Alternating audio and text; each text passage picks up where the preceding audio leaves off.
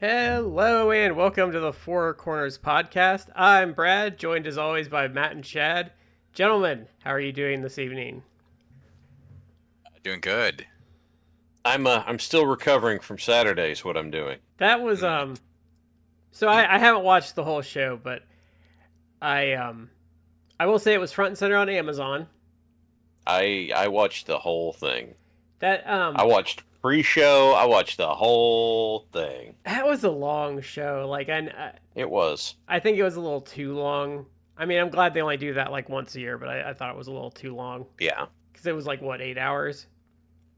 It was with the pre-show. It was Six, eight. right? The pre-show was the two. pre-show? But the pre-show was, like the first hour is recap stuff, and the second hour had like multi-man matches in it and stuff.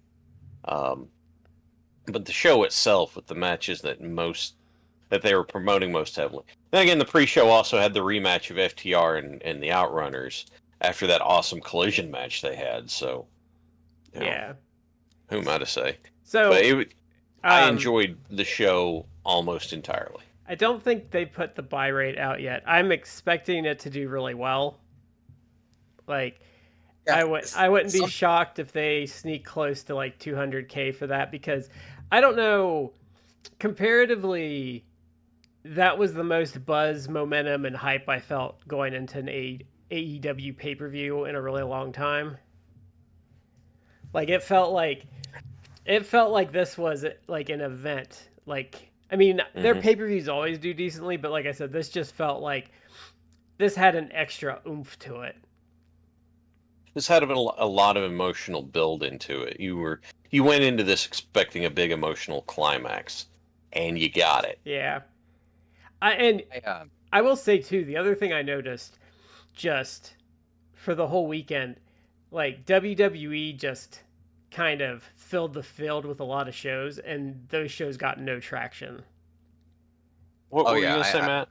I absolutely want to talk about either before All In or after. I want to talk about the WWE counter programming and how it did not work out like badly. But what I was gonna say is whether I guess we'll know eventually.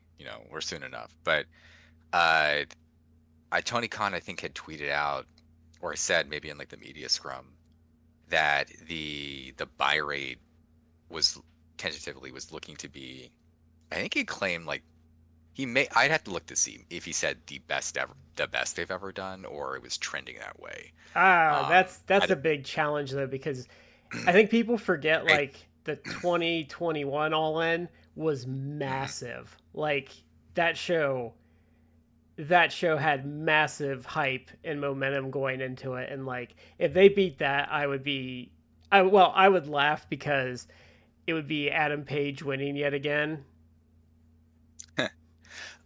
Wasn't didn't he say wasn't the Sting Revolution like his final match? I think that like over 200,000 buys or close to Oh it. wow! You know what? Let me look. Meltzer said 2 shows have got over 200, and All In 2021 was one. Maybe the first Punk one that was All In 2021. Yeah, I thought the second one was Revolution, but they've only had one I'm show. looking. They've only had one show ever under 100K buys. Which is one thing that doesn't get talked about because no one ever talks about it because it goes against the narrative that no matter what their fan base is, they get an insane number of people to buy their pay-per-views. okay, so I'm looking up, and this is actually a 411 Mania, bringing them back. If that's the name from back in the day.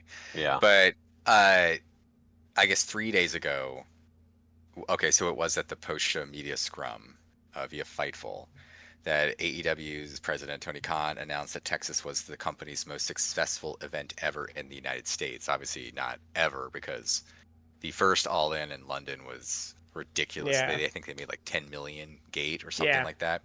Yeah. But I guess he said that the attendance for All In Texas, or Y'all In Texas is affectionately called, that it was close to 30,000 after walk-up sales, which I believe to be true because by that morning, they had crossed like 25,000. Yeah. They were adding seats that I don't think it was like 30,000, but I think it was like at least like 26, 27,000. They kept adding seats. So day of, I could see day of people going or just deciding, especially if they, excuse me, if some of the seats they added were like cheap seats, because some of the lowest priced seats was like $30. And we even we talked about it on the show. It's like if I wanted to like go see the show, I could have gotten like a pretty decent seat for like $30, $50. Yeah. And the only thing that, would have been really expensive for me as someone who doesn't live near there, it would have the flight would have been pricey because I would be flying from the Washington D.C. area to like Texas. But even hotels weren't that crazy. Like you could have gone to see the show, and I saw on social media there were people who I guess that week decided, screw it, I'm gonna go to All In. So I can believe that they probably did get close to 30. But he also said at the media scrum, well, before that, I guess he said that the gate had already crossed 2.5 million. He expected to get to 3 million, which again, possible. But he said that he quote said the early pay-per-view numbers are the biggest they've ever had for a pay-per-view event, which that's a big claim. And this article says that the buy rate for All In 2023 in Wembley, the first one, was allegedly between 175 and 200,000, which is probably right. Because again, I do think that All Out 2021, because the appeal of Punk returning was probably the biggest. I think that was over 200, and I'm pretty sure that I had read like the Sting retirement for Revolution of last year, that was like I think like 215, I think something like that. It got like a big number. So if he says this is the biggest one, then that's obviously it's north of 200, which I don't know, but I know this had a lot of hype. But I do think that the All Out 2023, probably 175 to 200 is probably true. Yeah. Especially if the other two shows are at over 200, so that would make it like third. But I also feel like production-wise for the show, when you watch it, this is the first time, like, I thought the 2023 Wembley, I thought they kind of missed and they didn't make it feel big enough. And then I feel like 2024, they did better. But this time, like, other than, I personally did not like how many live acts they had for the entrances that I saw. That was a little too WWE for me, but I will say, like, presentation-wise, I feel like they nailed making it seem big. And like Matt said before, when we were when it was going on, I was like, yeah, I don't want this to be Mania. This is more like Starrcade, and I totally agree. Like, this is more like Starrcade. Regarding 2023 All In, I agree with you. I was listening to an old flagship podcast, and they were kind of lamenting that and this was from before All In, so it was like I think like from June or July of 2023, and they were lamenting about the fact that it's like we're really close to the show, and outside of like them, it's going to be MJF versus Adam Cole.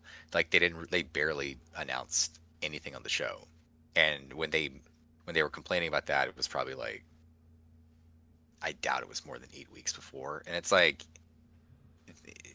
that was a weird period for AEW, but it's also you weren't even sure where it was going, in the sense that if you knew what the main event was, you expected, I think it's probably going to be this. With All In Texas, All In 2025, like you kind of knew weeks ahead of time where it was going to go. Maybe you didn't know every match until like they finally solidified it, but you knew it's like, all right, well, Will Ospreay and Swerve are going to be on the card, and they're probably going to be doing stuff with like the Elite or whatever. Like you kind of knew. Yeah. You had a good. So I would say like that one was the last entry, but I would say everything on the card made sense. You're like, oh yeah, they would do that. But like I think like up until this year, up until this year, they kind of had a weird way they built pay-per-views where, you would get like 3 months in between, but sometimes like for like a title program, you might not even get like the pay-per-view title program building until a couple weeks before. So I think they've kind of realized, no, we need to slowly build into what we're doing for. But I think that has really dramatically helped them because I'll skip to the end in the sense that after I did not watch the show, I still haven't seen like the entire show because I didn't plunk down the money for it, but I've seen clips and I've seen everything. But I mean, I was closely following the results, and then I was looking afterwards, like to see what people were reacting in all day, all evening long on Saturday, and all day Sunday. If you're an AEW fan or fan of pro wrestling, people were on a high. Like it was just the amount of goodwill and good feelings they had for it. It was just tremendous. Like everyone was just happy in a good place with it. Oh yeah. And you someone had don't get even if you're not like an AEW fan, like wrestling, especially post WCW closing, like getting like truly feel good moments has been a rarity. Like I would argue, there's only been 2 feel good moments in wrestling, like on that big of a stage since WCW closed, and one of them is terribly marred by one of them dying and one of them being a murderer. So that one's off, and then the other one would be Bayley winning the NXT Women's title, and I think that's about it for truly feel good moments. Main event Mania 30. Oh yeah. Yeah. So 3. But I want to go back real quick.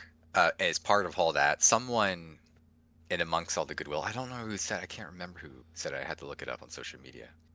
But someone had said, maybe it was, it could have even been like IVP videos, like a guy that we follow, and you know, he puts out good stuff.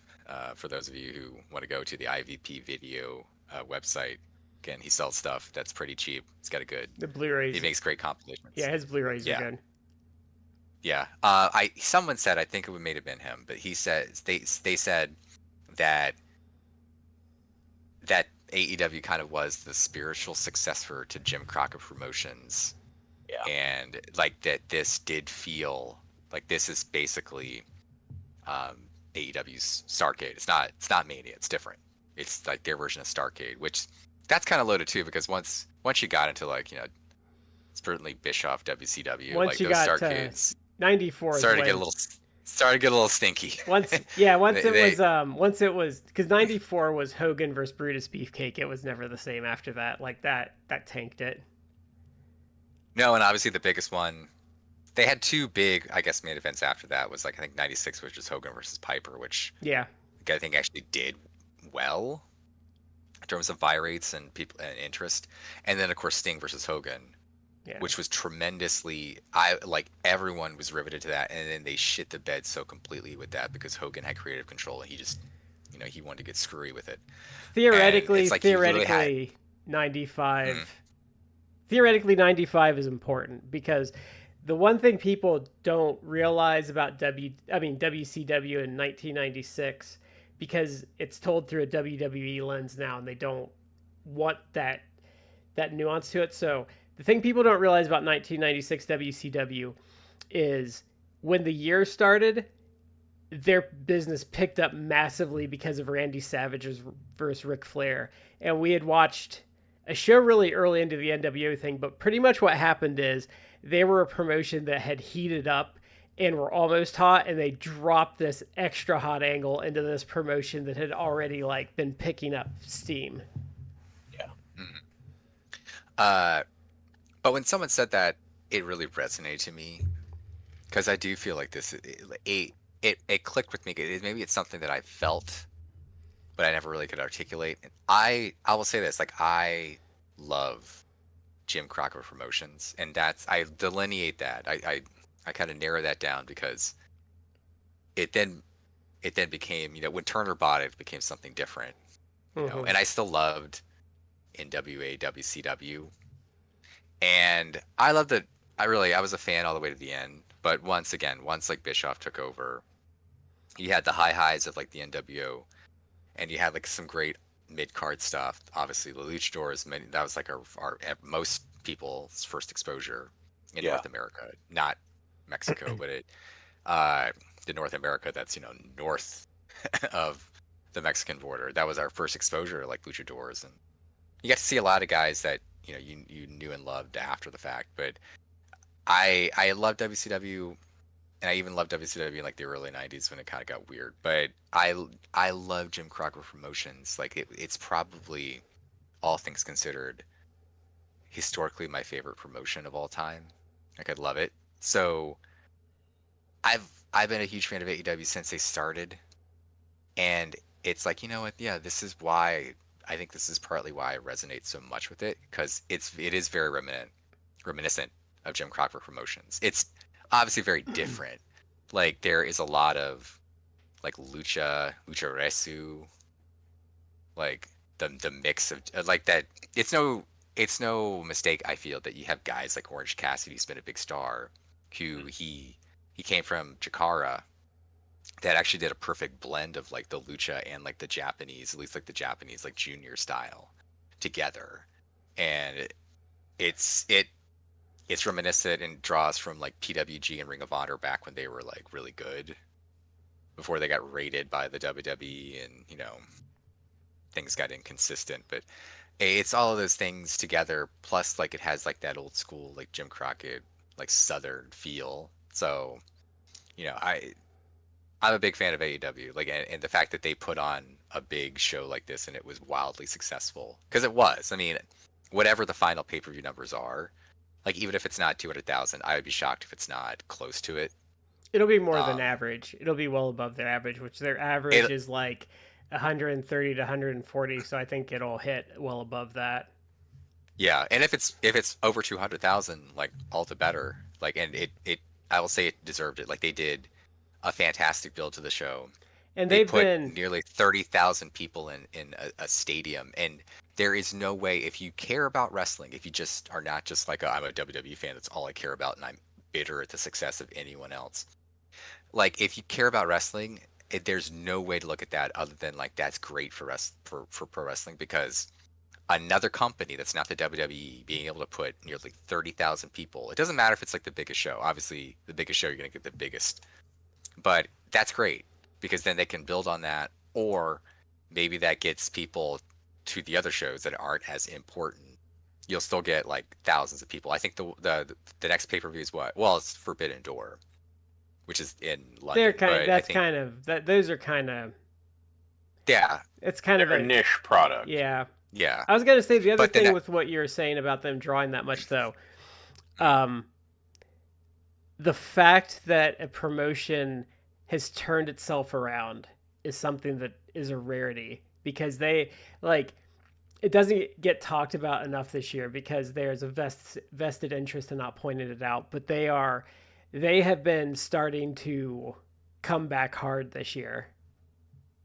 Yeah, I feel that they started, in my opinion, they started the road to this point when they had MJF drop the title to Samoa Joe, and I felt like it's been building since then. And then obviously Samoa Joe lost it to Swerve, then lost it to Danielson, then Danielson lost it to Mox, and I mean 2024, there were some moments where it's like it was a little wonky. Like when we talked about it on the show, like the Elite versus Tony Khan, you know, angle with the Elite stuff. It's like that was actually interesting, but then it's like what we've talked, the complaints I've had before, where it's like, oh man, it's hot angle, and then they pick it up like 3 weeks later, and it's like, no.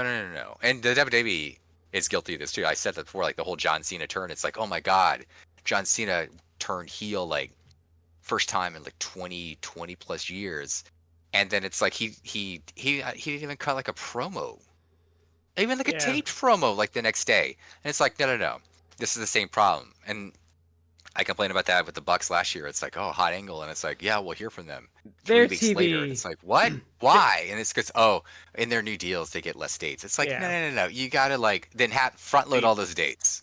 They had that particular thing, both of those. I think that the Elite versus Tony Khan thing fizzled out because of some other factors that I can't remember all off the top of my head. And the John Cena thing, I think, was a panic move to do something at, what was that, Elimination Chamber, or was that at the Rumble? I think it was a panic move to do it then. Yeah, I think the original plan was probably closer to Mania or at Mania, and then because as it stood, as I remember, the scheduling was, why wasn't he at the Raw after Elimination Chamber? Is because he was already scheduled to be somewhere shooting for a movie or a TV show then. He wasn't gonna be. He wasn't ever gonna be there that day, which leads me to believe that they panicked and pulled the trigger on the turn early.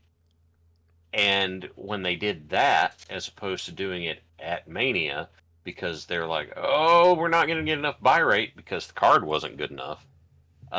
That's why so much of the stuff they still had like piles of John Cena's, last year merch at the tables and everything. Like both of those things, one of them was a screw up because it was a panic move, and the other one, I swear I can't remember why. I think there were some extenuating factors. There was a lot of pacing issues, and it felt like I'm trying to remember that angle.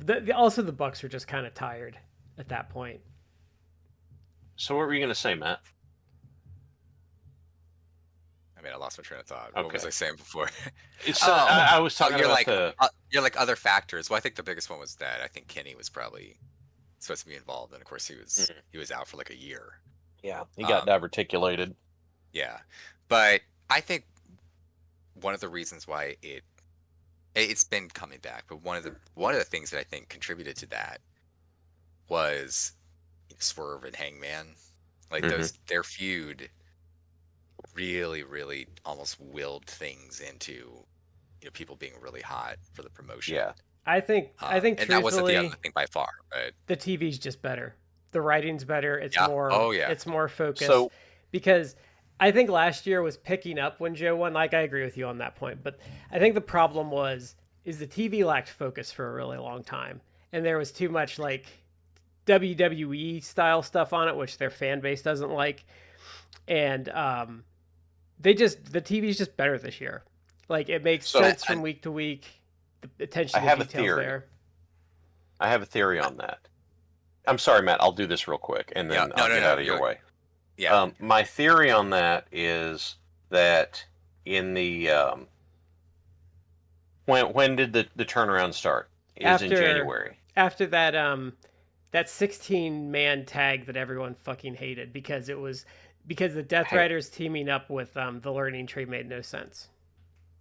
It was because, or here's what I was going to say is it turned around when the NFL season ended, and TK isn't splitting his attention between the Jaguars and AEW, and he's full attention on the booking stuff now, probably a stronger hand on it and doing more detail stuff, and realizing it's like, hey, I can't let stuff skate and let it kind of manage itself. I've got to, you have to keep a pretty firm hand on the tiller for this. That's what my theory about what part of the turnaround was. Is it's just like, okay, nope, grab that tiller now, here we go. And like you said, it's been steadily improving since then, but that's why I think it is. I'm sorry, Matt, go ahead. That's a good point, and I would agree that there's a lot to that. I will say, I think it's multifactorial, but another factor is Tony Khan has been very, how do I put it, like diplomatically, he's been very discerning with this year with the talent that he's acquired and is featuring. Because that would be so his big. I think the big acquisitions this year we could list them off. So Mike Bailey, Beast Mortos, Kevin Knight, and then I would say like they've been using Mystico more and pushing him. I think Templario has been getting some play. I would say those are their big pickups this year. Megan Bain. Yeah, Megan Bain. Thekla. Yeah. Which also Josh Alexander. Yeah, and all of those are younger, so they got they got younger this year. Jet Speed, that tag team, like they have been remarkably well received this year, and they've been doing fantastic. Like, and he's even made Tony Khan has even made comments where it's like, yeah, it's playing off the whole like this is where the best wrestle, moniker, but he really has been like discerning. He's picked up really great workers who have worked out and fit in remarkably well. Bandito is a guy who's already signed, but that's another guy that he's brought back and he's being featured pretty he was hurt for a while too, wasn't he?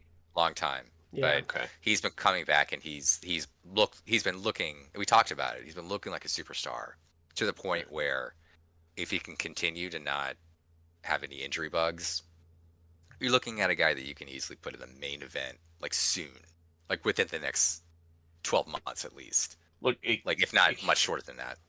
I was going to say, Bandito and Takeshita damn well punched their own ticket. Like, Oh yeah. it proved their worth on last Friday on Supercard of Honor. I haven't gotten to watch the match yet, but unless it's staggering hyperbole, apparently the match that Bandito and Takeshita had for the Ring of Honor World Title was staggeringly good. Yeah, the chatter is that it's a match of the year contender, and Meltzer even was. I mean, again, you can whatever credit you want to give to Meltzer's rating systems this year, but Meltzer had said that it was the best match of the weekend, and he was including every match on the All In card. And he didn't say that it's like those matches were bad. He I'm sure spoke very highly of a lot of those matches, and he's going to give the Osprey match a 5-star. He pretty much 5 said stars. But... He pretty much said that. I saw a clip. I don't know what show it was on. He pretty much said WWE put their worst foot forward against AEW. Oh yeah, I saw the clip, and when we talk about all that, I do want to talk about that because he's right. But he loved the Takeshita Bandito match. And I wanted to add what you were saying about more discerning about hiring. I feel like he really hit this rut for a long time where he was just signing old ass talent that didn't have a lot to offer, had attitude problems, and where I really think it showed the difference in his philosophy is he didn't sign Jeff Cobb. I like Jeff Cobb, but when that was when someone mentioned that, my first reaction was I do not want another 40-year-old guy on the roster I've been watching on the indies for 15 years. And his WWE stuff's been okay and they're pushing him okay, but that was another one where I was just you made the right choice. You've been staying younger, which I think you need to do. Well, and he's not just signing ex WWE talent. There's a couple names of the women they've released who I could see they may be picking up. If we saw Dakota Kai, I would not be shocked. She still has a 90-day non-complete. I know, Brad, you had mentioned Shayna Baszler. She just did an agent gig on the NXT show, but she's still actually within her 90 days, so it's they could be they're going to use her in that purpose, but it's also she can't go anywhere anyway, so it's well, I might as well do something while I'm waiting to even take an indie date.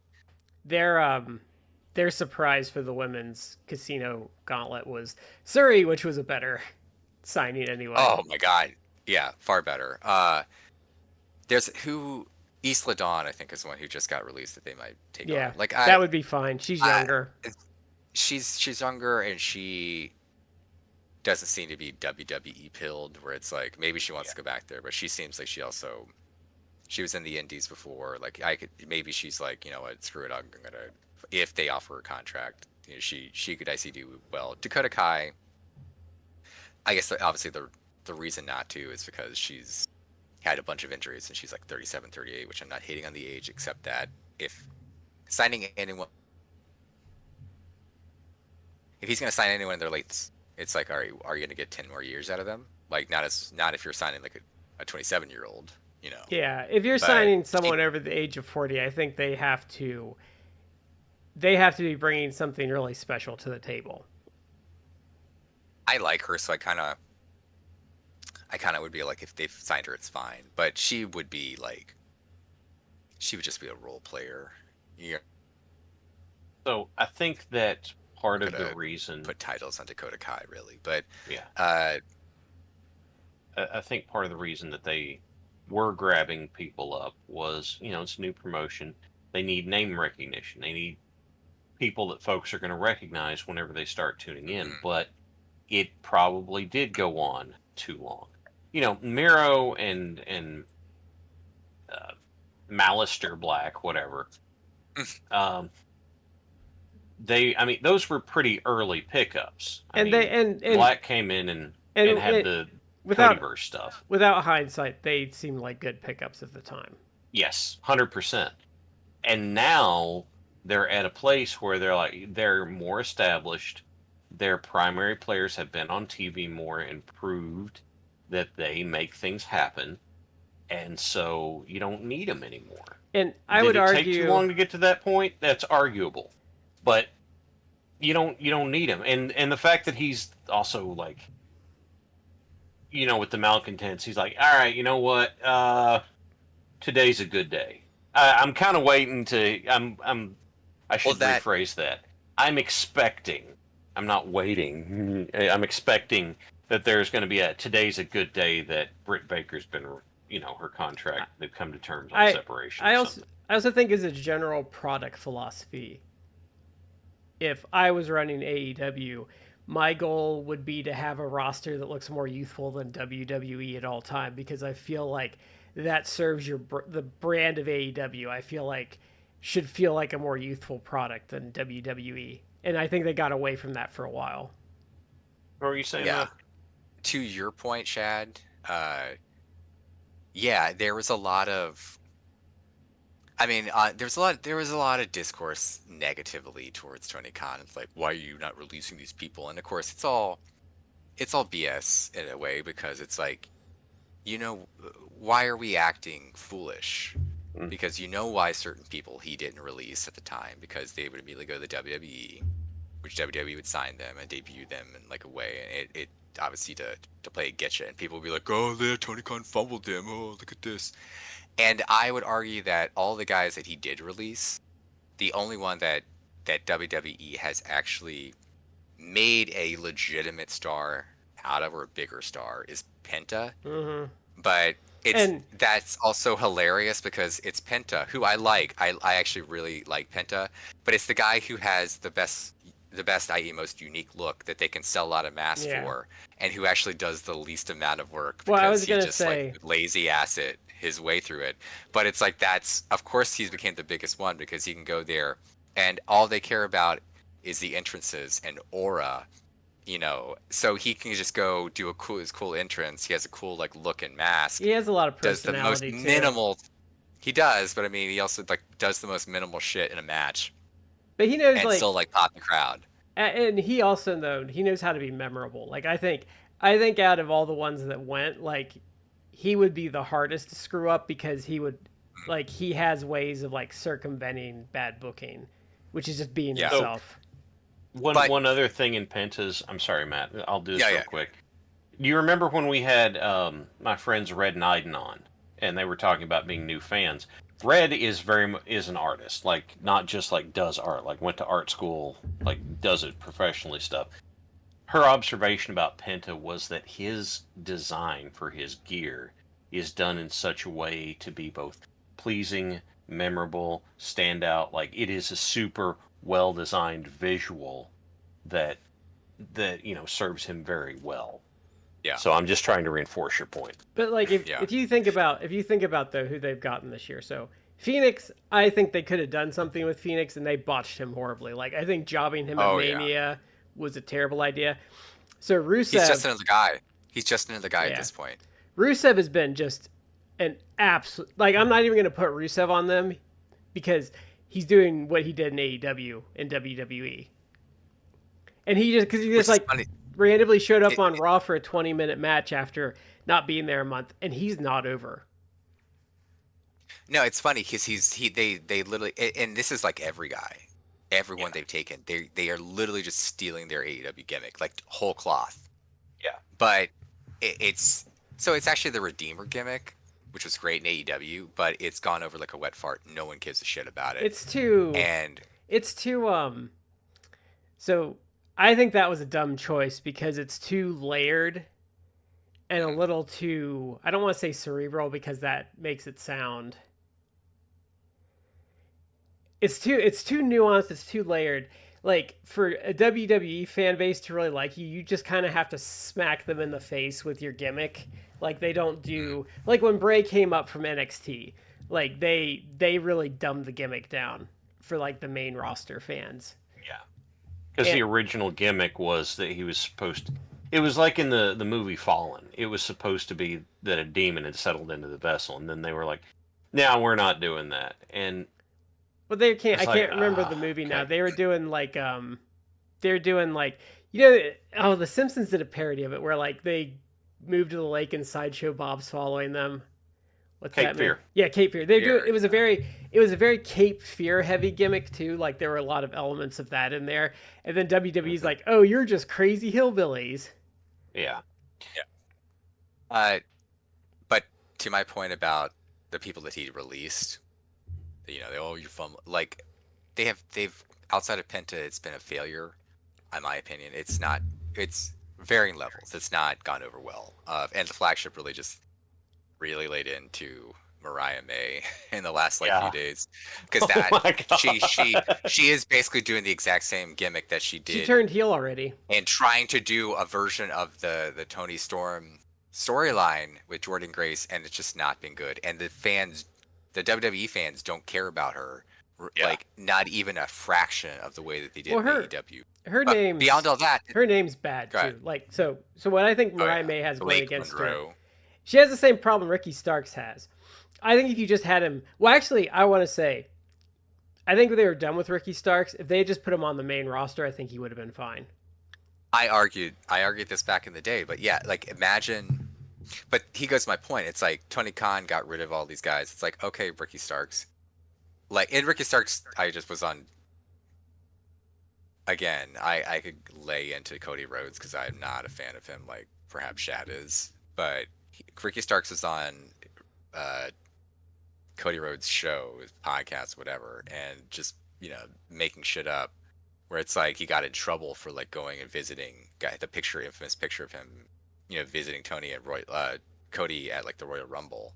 And it's like, yeah, and after that you had like a feud with Danielson, you had like the tag titles, you had like all these like major accolades for you to be acting like I've been punished since that moment. It's like, actually no, you were booked pretty strong like several more months, but whatever.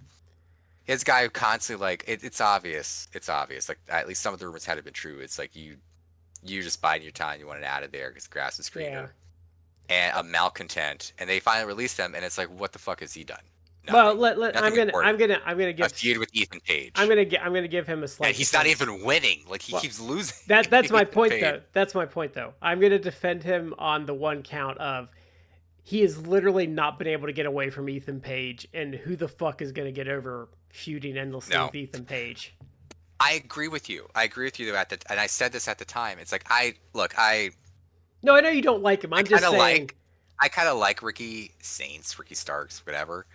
But he is nowhere near, for all the people that hate that he gets nowadays. He's nowhere near Chris Jericho. He's nowhere near the level of Chris Jericho. Even nowhere near the level of Chris Jericho. But if you had take Ricky Starks, Ricky Saints, whatever, and you had done the Chris Jericho 2000 debut of him, where it's like some heel is coming out there and like jaw jacking on Raw, and all of a sudden like the lights dim and like music plays, and all of a sudden Ricky Starks doing his stupid little pose, and then he cuts like a promo, he would have gotten over and he would have been like a big star, and he would be at least in like the upper mid card right now. And like he's presented like a big presented like a big deal. He'd be taken as one. Yeah, and instead he's in NXT, and he's not even presented as like the hot shit of NXT. And it's like, but then that also goes into that's what the company thinks of you, dude. Like legit. Well, and they did, because if they thought you were a star, they debuted Penta. Yeah, but they did everything possible to him when they debuted him. Like he didn't have a name. They did like a contract signing. They put him with Ethan Page. Like they did. If they wanted to bury him out of the gate, there's nothing different they could have done, because they did everything possible to tell people not to give a shit about him. Well, that's the same thing with Mariah May or Blake Monroe. They did the same thing where it's like you stuck her in NXT and you made people not care. And you gave her she has a bad name. Bad name. Okay, so they kind of tried to do the same gimmick, which the fans don't get, and they had her make references to it, which again, fans don't get.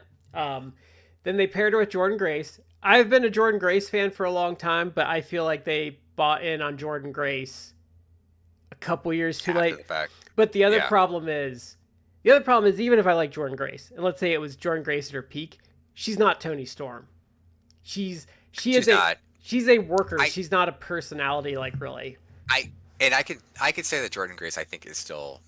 I can agree that she maybe is like past her peak, but I can still think she's markedly better than a lot of the women there. Oh, she Especially would be. Steve. Oh my She's god. a top 10 worker in their company, like, as far She's as the not- women they're- goes.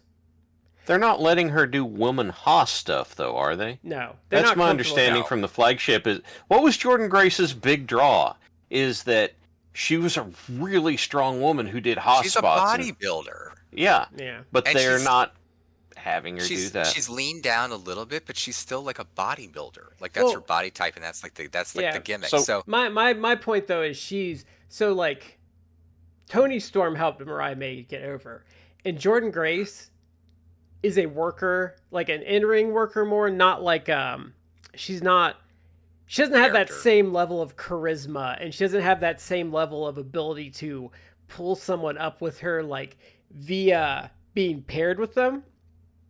Like, she's gonna pull you up by working with you, but, like, if you say, like, well, we're gonna give you, like, you know, your version of a young boy, and you're gonna help get them over, like, with promos and interact with them, like, that's not, like, her strong point. So, and then the other thing is, they already failed with her because they turned her heel already, because they're trying to save her. So yeah, because I- it wasn't working. I have this theory because it came out of the idea of why are some people given new names and some people not? Like Ethan Page shows up, same gimmick. Sean Spears shows up. He's doing his AEW name. He's not even back as Ty Dillinger. He's doing his AEW gimmick. Ricky Staints shows up. They make him change his name. Mariah May shows up. They make her change her name. I've just got this theory that they're grabbing these folks who are coming in to work for them there, and then what they're doing is they're going, well, we don't want the off chance that they're going to get really over, because then we would have to acknowledge that they were working for the other place and were good. So we're going to cool them early, and we're going to change their name, and we're going to change their gimmick, or we're going to do this sort of stuff and stick them in NXT, which, by the way, is like self-defeating Vince behavior. Yeah, it makes absolutely zero sense, and it also doesn't make sense in the fact that one of the guys who got a different name, and I even heard them talk about this on the flagship. One of the guys that gave a new name and gimmick to is Brian Pillman Jr. Oh, and it's yeah, like, that was look, just dumb. there is literally only one reason why anyone cares about this guy. It's because he's the son of a guy who was much better in ring and more over than him. Yeah. And you changed his name. Can Like, but you still will be like, oh, I think they've even acknowledged he's Brian Pillman's son. Why don't you just call him that? Can I come on. offer an alternate theory of why I think they changed some names and not others? Go for it. Sure. Okay. They didn't change Ethan Page's name and Sean Spears' name because they don't give a shit about them. They don't think they're going to make any money with them, so they didn't bother. Ricky Starks and Mariah May, they thought they had potential and they could change it in, so they wanted copyright on their names because they thought they could make money. But that also goes to the point, though, that they're so incompetent that they screwed it up. Yeah, I would kind of agree with you that you're not gonna have Ethan Page or Sean Spears like main event mania. Like they're not gonna catch fire like that. So and Sean Spears is probably there. You probably brought him in. If I was them, I would have signed him. He's coming in to work with the kids. Is more there as a trainer. But hey, he's a pretty decent worker. He has a lot of good qualities. Like, put him on TV. And he's teaming with some guy. They have the tag titles. Like, I actually think, past anything else, like Sean Spears, I look at how they've been using him, and I'm like, yeah, that makes sense. Like, he's a great carpenter. Yeah. He's a carpenter. And I think you're right that the long-term strategy and even if I'm him, like what's the long-term strategy for him?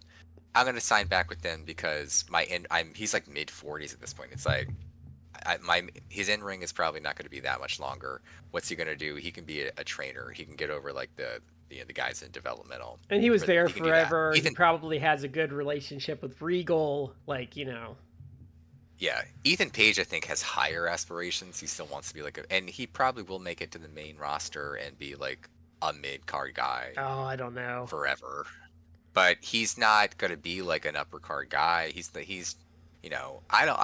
not as I'm not as a big a fan of Ethan Page as certain drunk Scottish people. That online. argument you've But won repeatedly for the last year that you yeah, won't admit.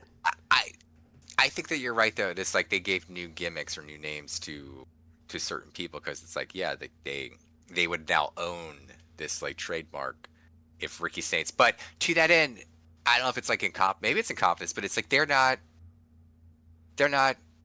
doing Ricky Saints or Blake Monroe any favors by the way they've been booking them, and maybe it is like incompetence. But I also get. I mean, I love goofing on both of them because it's like, all right, you clowns, like, couldn't wait to get the WWE Blake Monroe. Like, what a fucking mark! You can't wait. WWE's your dream. And it's like then you stick you in NXT with like a shittier version of your gimmick and the same storyline. But I understand because I've argued before. The fact that they have NXT is its thing. Now you're forced, and this is the same reason why Undisputed Era was never brought up to the main roster because it's like you've made this thing now where it's a brand, so you have to have stars for the brand. So there are people who will languish, or there are people that you maybe should have brought up, but you keep them there because Ricky Saints again should have been on the main roster, but you're going to keep them in there because like, well, we need talent, we need stars for the developmental brand. I get that, and I think that I can understand that logically, but they are still screwing them over because it's like, then why aren't you booking them well? And you can't argue like, well, it's like, no, back during the black and gold era, which again, people give Triple H all the credit for that. He wasn't booking that shit, folks. I hate to pull back the Well, he was there. booking the bad part. Yeah, but the good stuff that everyone loves and everything like that was not him. That was like Dusty Rhodes and some other people. And I think they were the one booking that shit. And like it, like I'm being honest with you. People who act like, oh, Triple H, he was doing the minimum. That's the story of his life. Yeah. He give him Booker of the Year. He's not the one doing all the heavy lifting. Well, the Bloodline.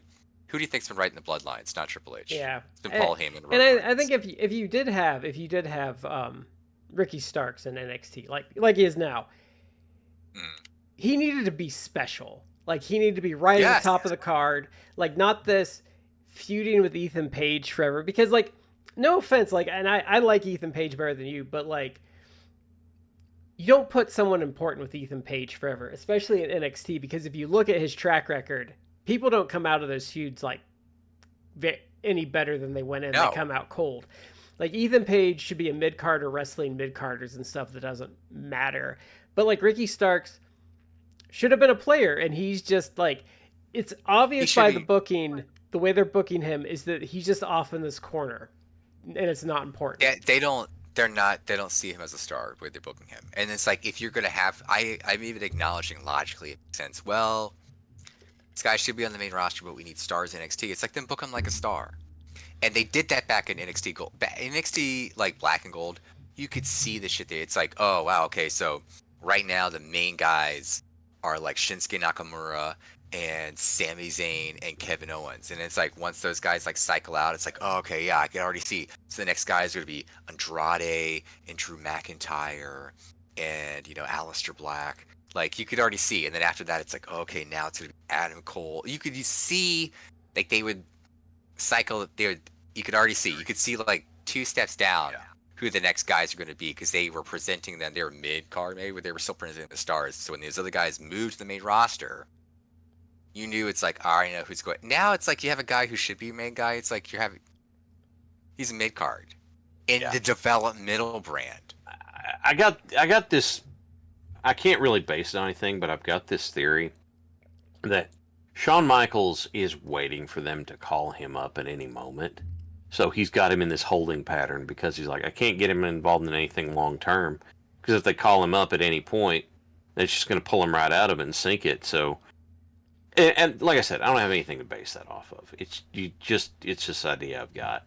Which is still a crap way to do stuff. That's a booking problem. They're going to call him up in August for SummerSlam. They could, but it's also like just book around it. Yeah. And then how many times have you, especially now, you see them like have talent do double dipping essentially. You could Mm-hmm. still have him book Ingles, and all of a sudden he's gonna debut with Raw. You could still have him like be on NXT, like dropping the title if he has the title on. Or Yeah, whatever. it's not like, still see or him Like I booking said, that. it's a theory. And then like Mariah May, It's not a bad one. I'm just saying like if that's what they're doing, they're stupid.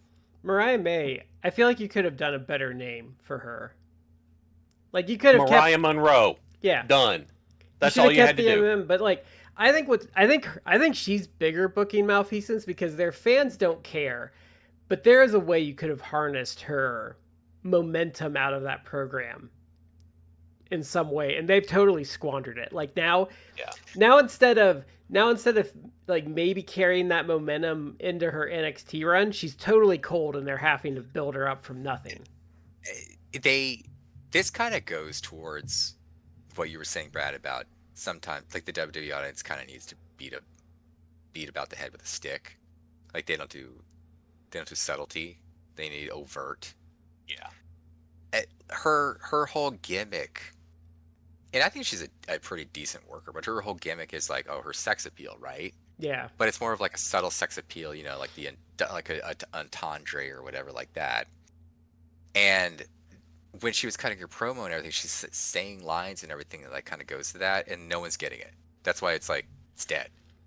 And if you think about it, because I'm just thinking about it now, it's like who are the people that it's like you see these gross people online like gooning about, and it's like Priscilla Kelly is out there with like her big ass, or it's Elena Black with like clearly enhancements. She like disappears for 6 months from like a knee injury, and she comes back. She's very visibly different, And it's suddenly like, getting pushed. and then getting pushed, and then it's like looks trashy and everything, and it's like okay, like you're not subtle. You're booking this like a 16-year-old boy imagines like a porno is like it's not subtle, And it's very gross and overt. They're not. This is part of That's not necessarily just a WWE thing. I have a friend that was a female worker in the industry, and she explicitly told me at one point she got implants for more bookings. So that's not just a WWE thing. You had mentioned her doing that promo. That was the thing that stuck out in my head. Not to be talking just on another show, but what Jack Lands on the flagship said was she goes out there and she does that and nobody responds, and you can see a part of her die in that promo, and she realizes that nobody cares what she did before, and now instead of being a hot new roster member, she's just another face on the card. And it's just like, dude, what kind of buyer's remorse hits you in that moment? It's like, I think 3 or 4 shows in, and then all of a sudden you're like, oh no. I think she regrets it already. She could. I mean, if it was me in the moment, I would have been, because it's a weird analogy, but if you've ever like done job interviews, I've done job interviews, before like the last several years, and there's sometimes you'll get hit with a question that you're not prepared for, because sometimes with job interviews it's like a lot of the same questions or similar themed questions. So and I'm pretty good at this point, where it's like if I get a question that I've been asked before or a similar themed question, it's like I can bullshit an answer.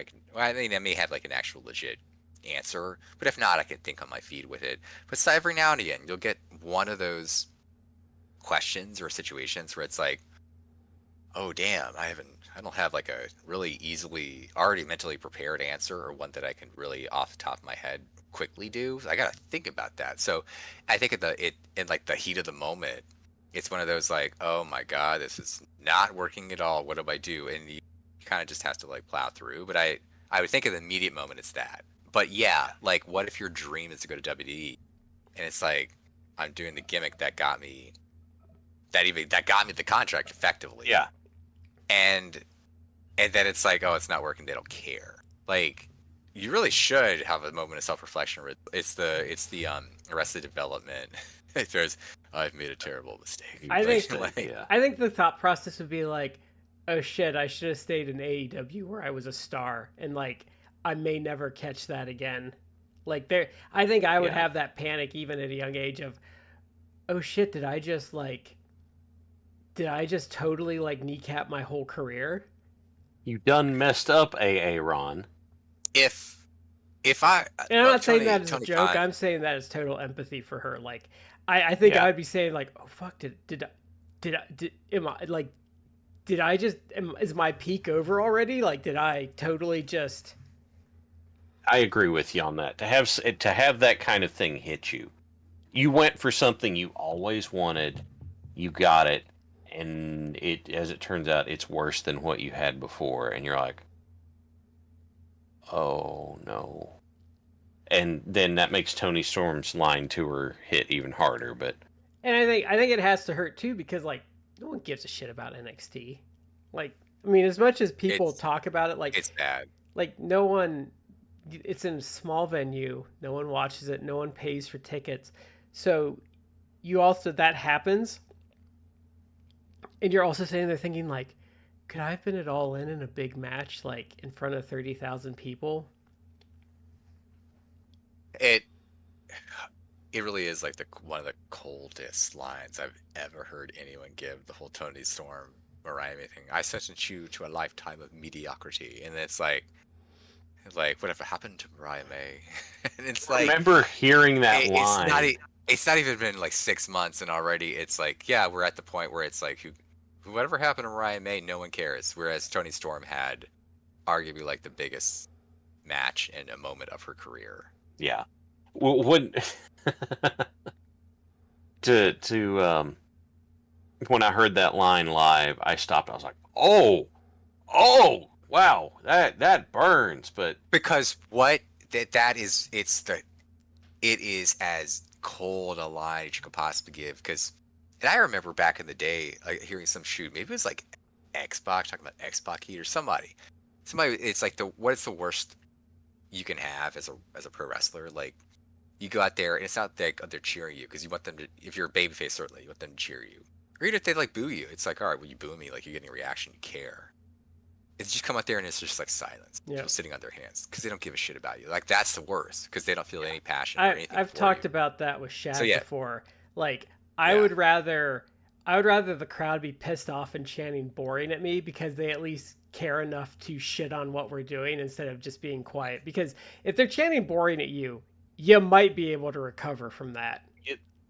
if they're chanting boring, they want something more from you. Yeah. And If it's dead quiet, everybody has gone to go to the bathroom and buy nachos as opposed to be in their seat for while you're out there. It's like, oh shit, I just gave this guy a pile driver and I can hear the collective chomp of every piece of popcorn in this building right now. Like, well, Yeah. I mean, that was after Roman Sammy, as the whole building just went dead quiet, and you could see Roman in the ring was pissed because he knew that was the worst response. Anyway, speaking of performing in front of people at All In, how about we pivot to the actual topic for tonight? Yeah. Well, It only took me an hour to drag us over Well, to it. I think it's an interesting side topic to how they handled those moves. I do at the end want to talk about a little, because we talked a lot about WWE, but I kind of want to talk about their counter programming again. Yeah. To the extent we have it already, and it doesn't have to be a long discussion because we kind of covered a lot of WWE. But yeah, like All In itself. Let me look up the card. Well, so there's something I really like in the main event. I've got the card in front of me. Because I got to watch the main event today. I really liked how when Swerve came out and took everyone out, like, wrestling has a problem, and AEW too has had a problem of like they do too much sometimes, and like wrestling often passes up simplicity and screws it up. What I liked about it is Swerve comes out and he just takes the Bucks out, and I like that he just looks at Paige and he just tosses the chain in front of him, like nothing else. They didn't do any dramatic like John Cena like I'm feeling human emotions like robot thing. Like he just threw the chain in front of him and walked away. Mm-hmm. So, on the card, first match on the card was the Ops versus the Death Riders. So, Shibata, Hobbs, and Joe versus Claudio, Wheeler, and Gabe Kidd. And, hey, I'm going to say to my credit, I called this one right. Ops comes out ahead on top.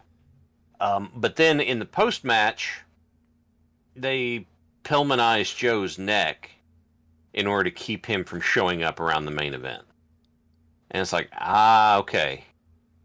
That was really the point of this match, is to have a reason. Yeah, the Ops win, but it's a reason to not have them show up. It's also to, especially what we know now was Mox losing. It's like it's a little bit to get the Death Riders, some heat. It's obviously there was a kayfabe reason beside.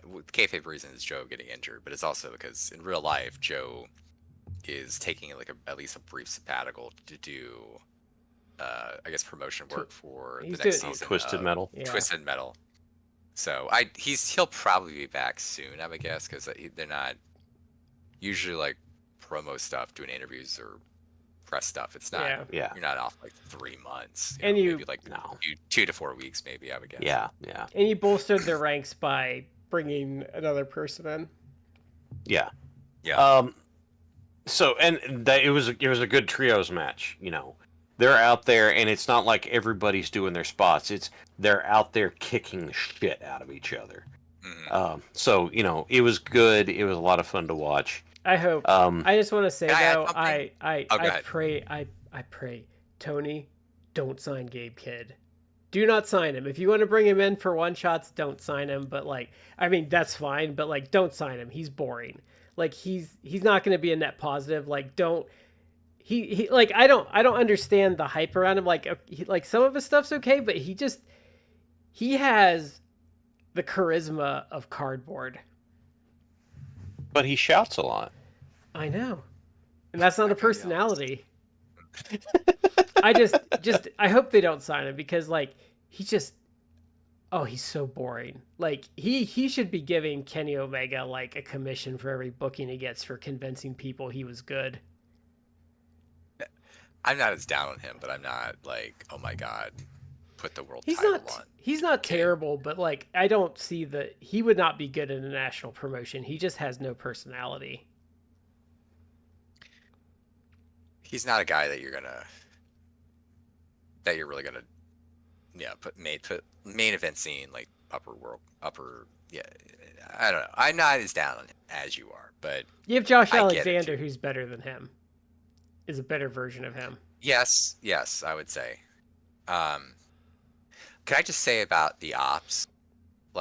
Look, I've been really trying to be considerate about him, and I'm not as down on him as some people are on social media. But it's not a bad thing. It's a bad thing in real life that Hook got injured with a concussion. I hope he's fine. But it's not a bad thing that he got taken out of the Ops and it's Powerhouse Hobbs. Because I feel like this is so great that Powerhouse Hobbs is now part of this. Because it's he's a guy who I really have really come to enjoy, and he should be a star. And it's the main event scene for sure. It's difficult right now that it's he's not a guy that he would slot into I actually liked it when you had him briefly challenge Mox for the title, and I think they kept him strong. Yeah. And I think that's good, but it's you need to feature this guy, and I think that's a great way to do it, because he can have him go out there. You're giving him pummel guys. Well, and he's this is an underrated way to rub guys. He's getting a rub because he's interacting with the main angle and he's touching the main angle and he's getting to do stuff with the top of the card guys. This is kind of where WCW went wrong towards the end, is they segmented things, but you can give guys rub just by having them interact with main eventers, even if they lose, but just him being involved in the angle is elevating him. Yeah. I like the way that the Ops in general are booked, because this kind of goes towards the whole theme of Tony getting what he needs to do with the booking. It's what had a lot of baby faces get over, especially in the modern era when you have a lot of smart fans. Don't book them like clowns. Don't book them like easily duped clowns. Have them just be smart or badasses. And all the Ops are they're killers, basically. Yeah. They're killers. Powerhouse Ops, Mojo, obviously. Shibata is Shibata. the wrestler and like lethal, but Powerhouse Hobbs just goes in there. And I told like the Grand Slam Mexico, I loved his brief role in that because he just went in there and he was like throwing guys and doing shit. And I swear to God, there's a couple times I saw him smiling. He's just going there and he's like, let me come pummel and slam it, like run into the corner and throw a big ass clothesline. I swear to God, he was smiling. It's just like, I'm gonna go in here and work like 3 minutes, but I'm gonna just like throw the shit out of. Well, what I guys. particularly like about the ops though is, if you really break it down, like really break down the ops, they're not faces. They're kind of just neutral. Because you could turn them heel tomorrow, and it would work because all you would have to do with the ops, they don't have to change anything. It's just whoever they want to beat up that day. They are kind of neutral, not in a negative way because they're not really heel-ish. No, but they're kind of just like they like dominating and beating the shit out of people, and it's like if they can continue doing that, they're perfectly happy. They just happen to be. It's kind of like, I'm trying to think of people. They've done this with people before. It's really like they're neutral. They're just faces right now because they're beating up heels, and it might be faces in a couple months. That was what Blackpool Combat Club was. It depended on who they were up against. Whether it was variable. Anyway, next match on the card was the Casino Gauntlet. Finish to it, and I believe one of you guys called it, not who got pinned, but one of you guys called MJF won by pinning Roderick Strong. Matt called that. I did say MJF. Because between us, we called both Casino Royals. And so, this was a really good gauntlet. I absolutely didn't see it. The guys who were the other guys who were in it: Anthony Bowens, Bandito, Brody King, Josh Alexander, the returning Juice Robinson, who shaved his beard. And I saw someone say, like, Juice Robinson looks like everyone but Juice Robinson. Yeah, I know. It's like, it was a mistake. Dude, huge pop for Juice's return. Yeah. Takeshita, Kota Ibushi, it was glad to see him there. Mark Briscoe, Max Caster, Mystico, Ricochet, Roderick Strong, and Beast Mortos. By the way, as an aside, based upon stuff that I guess is like behind the scenes, it looks like Anthony Bowens might be turning heel. Yeah, which he probably needs to do because I actually think he's a good worker, and I like him, and he has more upside than Max too. I like that they're trying to make him a thing, but I feel like the face thing was not working. Leaning too hard on the 5-tool thing was not working. No, and I'm sorry, but you don't need. We're in 2025. Halfway through it, we are beyond the need for Billy Gunn. If you want to conclude Billy Gunn, maybe you shift him to like helping out. I mean, he's being a manager, which is fine, but it's like my problem with Bowens is that since turning face, you can tell he used to play baseball because like so much of his stuff is baseball references. But it's not to be whatever, but it's too inside baseball. Yeah, that's what my complaint is because, and indie guys fall into that way too much. Like Jonathan Gresham, like being a good wrestler is not a gimmick. That's the problem with it. Yeah, and so Bowens, the 5-tool player thing is a baseball reference. It just doesn't translate over very well. It looks too much like STP, and you have Shane Taylor Promotions on the card, so we don't want that. Calling his rolling elbow the mollywop, I'm like, I know that's baseball slang for a big hard hit, but dude, come on, that does not carry. That's an outdated reference too. Yeah, so I think he has a lot of upside. I think. If they turn him heel, that could be it. He's better. We're just looking for that one piece for him, and he's better. Yeah. I mean, and he's better. He's better at just being a douchebag. Like I think if he gets a little more seasoning, you could do a face thing. But I think I think if you kind of shift him back to what they were doing in the Acclaimed, like where he was just doing that corny shit that was obnoxious, like I think he could do that as a solo act and it would work better than what he was doing.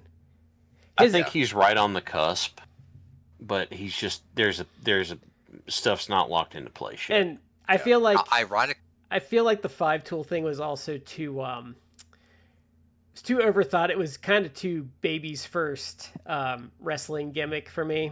It's too complicated. Yeah. Because then he has to list off what all 5 are, and it's not something you can chant with him. It's not easy to remember. It's like it's too much. I was going to say, ironically, I feel like Max Caster is a better babyface and is more over. That's because he's funny.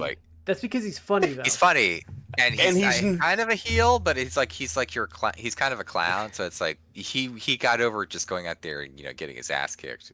It's funny to point and laugh at Max, so it's fun. And but he's willing to play the clown. And which is a lost thing for some guys. Some guys are too lack of a way to put it, up their own ass. And it's like you need to just sometimes you realize I guess I'll be a clown, but his material working. But I mean, through the rapping and stuff, he was writing all of that. So that's also why he's better as a face, because he could just do material. He knows how to prep material and he knows what works. So he could just keep doing the rapping thing and he'd stay over. You don't need Bowens or Gunn attached to him for that. I mean, I wouldn't push him past the mid card, but he'll stay over. It was natural to turn Caster as the heel to break up the Acclaimed. That was a very natural. If you look at the two of them, who's it going to be that's turned heels? You're like, it's Caster, totally. But if he goes back to being a face and doing that stuff again, I agree with you. It would work. He's just so good at being so full of himself. And I can't remember who it was.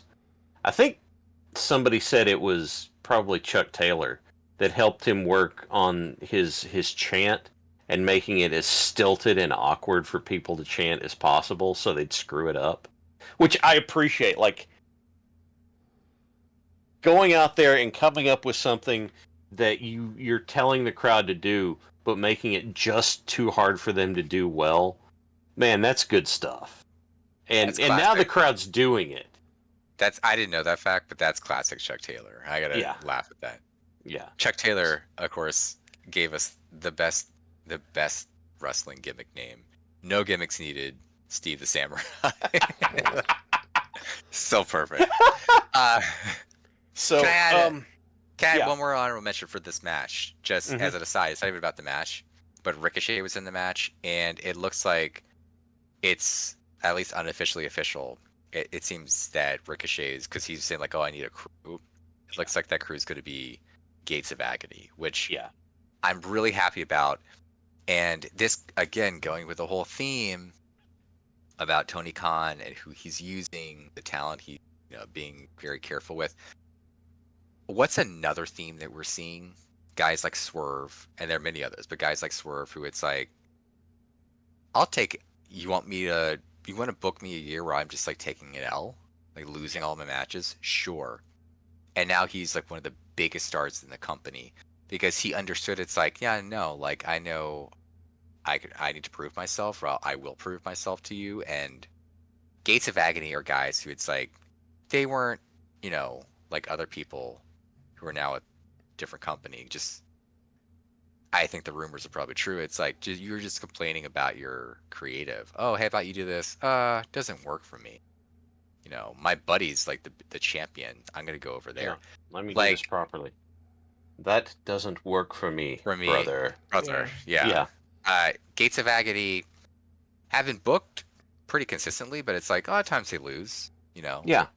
They had a really awesome match. Remember the back in April, they had a really great match with the Hurt Syndicate. They've been just putting their heads down, putting in good work. So if they are now getting the boost, and they're gonna be part of Ricochet's crew and featured, it's I love that for those guys. Those guys are talented. They deserve to have a good spot. There's the guys you could put the tag titles on. I know they've been Ring of Honor tag title champions, but they're fantastic, and I think that I'm really happy that they're gonna get potentially a bigger platform. Yeah. I appreciate it. I enjoy the fact that it seems like Tony Khan really appreciates folks who are willing to, yeah, I'm going to go take the loss, but I'm still going to put my all into it. That's It's how you like, build. okay, if you're willing to do that, then I can trust you with other stuff. Wouldn't that be across any promoter though? Like, isn't that how you build You'd like think. trust? Like, I don't You'd know. think, but so the other thing to put in on this was the fact that Brody King was an absolute beast in this match and over like crazy. So I'm saying, hey, because we don't know how long Buddy's going to be out. Buddy might be done. His ankle may not Yeah. recover enough to where he can wrestle anymore. I don't know. And I think they had Brody in this. Let's keep him on TV. Let's keep him in people's minds. Let's have him do stuff so that when Buddy does come back, we can do this big tag title push. And now I'm like, man, we don't know how long it's going to be, so just ride. Hop Yeah, on that pony and ride. I don't know what you do with him exactly, but I think they need to like start pushing him in a direction other than like treading water. Just have him go. Honestly, I would say start putting him in high profile feuds and kicking the crap out of people. Okay, next match that was on the card was actually preceded by something that kind of sucked the air out of the building. Adam Cole, they had announced on the pre-show that Adam Cole was not medically cleared to wrestle, and the music hits, and here comes Adam Cole, and it's like, okay. And then he gets in the ring and he's doing his regular shtick, but I mean, his eyes are puffy, his attitude's all, and he's saying, I don't want to say retirement, but I don't know what's going to happen, because what's come out since then is he got concussed again, and he had a really bad time with concussions before. Do they know how he did it or anything, or have they not? I think the theory is that there was a lariat he took from Kyle Fletcher on Collision. Yeah. And it wasn't like he hit the mat real hard. It's just, man, He's once you've been concussed. He's had a real rough time with Kyle Fletcher because he almost got really hurt. No, he did get hurt. He did get hurt. It wasn't bad, but when Kyle Fletcher kind of botched that apron bomb, he banged Cole up a little bit. So he's had bad luck. He comes out there. Didn't it's been at this point a couple of years, I think, but didn't Hangman, when he got his concussion, I think he got it from like a clothesline from Moxley? He got it from that King Kong lariat, yeah. So yeah, I can see where that's how like a clothesline itself could, if you take it the wrong way, or the impact could. That's how Omega got. I think the Rainmaker's how Omega got vertigo.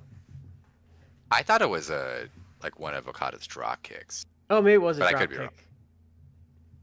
But he comes out there, he says it, he leaves the belt behind because he just can't defend it. And you knew it was bad because Roderick Strong and Kyle O'Reilly were with him, and they were about to fall apart too. So what they had done, that was a scratch on our stat sheet. That one's just a scratch. Yeah. Because there was no way for us to call this. And I hope, so they had a 4-way match. I hope I hope he retires. Like, people will debate that and people get selfish, but like, in my opinion, this is just my opinion. If you're questioning if you should retire because of concussions, that means you should retire. Concussions are not additive; they're multiplicative. Yeah. And it's just going to get worse. And look, I don't wish any ill will to him. I know I said last week that I was just kind of done with it because it'd been the same thing for so long. But that doesn't mean that he's a bad dude or I didn't want him around. Just for God's sakes, please do something different. But look, I think that Adam Cole has a future as a non-in-ring guy. Yeah. He did pretty well when he would do commentary. I'm pretty sure that he'd be a great producer. You know, that sort of stuff. He could be a manager too. I think he'd do okay as a manager. He could be. Well, if we can get Keith Lee back, it could be Keith Lee and Budge. I don't think I know Keith Lee's saying he's good to go. I don't. Budge. I don't agree. I know. I'm just making it. I'm making a shitty reference. Yeah, I don't think he is, Brad. No, he's like you say he is, but I that's a guy who I think people are kidding themselves. Like, I think it's I think there's a reason that He his was entire booked like time he in was. AEW, Yep. he's been either in tag matches or to the extent he's been in singles matches, it's been like short. Like Yeah. I think that man, Because unfortunately, because of COVID, got yep. heart Messed damage or up. some sort of medical issue that him getting in a wrestling ring again, it's problematic. I Um, might believe if Keith Lee was like suddenly putting out pictures and he's suddenly like 100 pounds lighter and saying like he could do it, this is a big might. I might believe him if he lost a ton of weight and said he could come back. Because it showed that he would have the motivation to be getting back out there. And it showed, and also because it would show he obviously made dietary changes. It probably means he was consulting a medical person. There's probably like a lot of cardio in there. Like it would like kind of like, remember when Joe got released from WWE and I said we didn't kind of know if we wanted him in AEW, and I said like I think if he lost like 50 to 70 pounds, I think he would be fine and I would be willing to bear it out. And you know what Joe did? He showed up in AEW 50 pounds lighter and he showed he can still go. So, because the match was a scratch, they had called an audible, and instead they had a 4-way for the TNT belt. Kyle Fletcher versus Daniel Garcia versus Dustin Rhodes versus Sammy Guevara. And honestly, because they needed something to try and get life back into people after Cole's announcement. And I'm not saying that he was wrong to do it. I completely understand. But that's still going to suck the air out of the building in a big way. Dustin Rhodes is the TNT champion. Number one, it's a hometown win. It gets the crowd excited again. Number two, after it happened, you saw just how much it meant to Dustin. He is kneeling in the corner. He hasn't even... Aubrey is holding the belt in front of him, and he hasn't even touched it, and he is sobbing because he never thought he was going to hold a main roster title. And you can tell it meant the world to him. He'll probably drop it super quickly to Kyle Fletcher, and you know what? More power to him. If that's what they did as a patch over having this happen, I think it was a good move. Speaking of, I agree. there's a TNA pay-per-view. I think it's from like 2009 or 2010. It's right when Jeff Jarrett like initially came back, and it's right before the main event. I think it was a King of the Mountain match, and they did this video package with him about his wife dying of cancer, and they killed the whole main event because the wrestlers start coming out and the crowd is literally crying from the music video. Yeah. And it like just no heat for the main event. You got to have some space for that, man. Like, yeah, that I didn't see the show, but I was following along on Twitter. You see what happened, and I saw on Twitter like, oh, Adam Cole is like vacating and he's injured, and at that point, no one knew what was happening. Obviously, now it's been reported it's a concussion. Yeah. And I agree. Like, if it's serious enough, like maybe you do step away. But whatever it was bad. And now it's come out that like he was going to go out there and say like I'm retiring, and he was, I guess, convinced not to because it's like, well, wait and see. And this is emotional. You don't need to make a decision right here and now. I would agree. It's like, don't just say something in front of 30,000 people, plus more world, like on pay-per-view. Like, make a decision that don't be Terry Funk. Yeah, but whatever. Like the other Paradigm guys knew it was bad, because I saw visuals since people were showing like clips, and Adam Cole looked like he was about to cry. So it's like, that ain't good. But you also saw like the pic I reposted it on our Twitter, and it was Roderick Strong and Kyle O'Reilly, and Kyle O'Reilly looks like someone just told him like your grandmother and your dog both died, like in two separate occasions. He's got like the saddest puppy dog eyes. Like, he looks like he's about to start bawling, and it's him and Roderick Strong like hugging him. Yeah. And it's like, that got me, because it's like I've said this before, I've not been the biggest Adam Cole fan. I think he's been fine in AEW, but I feel genuine compassion for the injuries he's sustained. But when I saw like his buddies about to cry, I'm like, oh man, like whatever this is, it's not good. Yeah. And Well, concussion's not good because I mean, you are at the point where it's like, is this worth continuing? Yeah. so Like, I I don't know. figured it was a concussion thing because number one, they said on the pre-show that as of earlier today, Adam Cole is not cleared. And then he comes out there and does that, and I thought about it, and I'm like, that sounds like failing a concussion protocol test, is what that sounds like. And there were a lot of things flying around, too. People are like, oh no, he's got cancer. And I'm like, hold on a second, okay? There's a way more reasonable... I mean, like, I'm going to be honest here. I didn't think it was cancer, because if he had a cancer diagnosis, he just would have dropped the belt. Yeah, but he would have, yeah. And I was just like, but I thought about it, I'm like, I bet you that there's concussion. And also, as someone who has dealt with medical records before, that's not something that it's like I'm going into my pay-per-view match, and it's like, and then all of a sudden it's like that Saturday morning they give you results of some test you did. It's like, oh, you got cancer.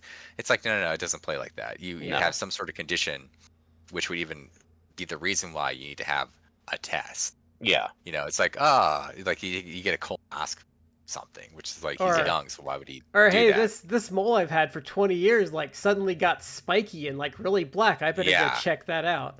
Yeah, it's like, it wouldn't have been like a randomly on a Saturday morning. Yeah, you're not going to get a phone call with your test results on Saturday morning. Yeah, because just to use an example of my old dog got cancer, and we were literally sitting in the vet for her annual checkup, and she just was upset, and I rolled her on her stomach, and she just had this huge like growth on her stomach. I'm like, oh, that's not good.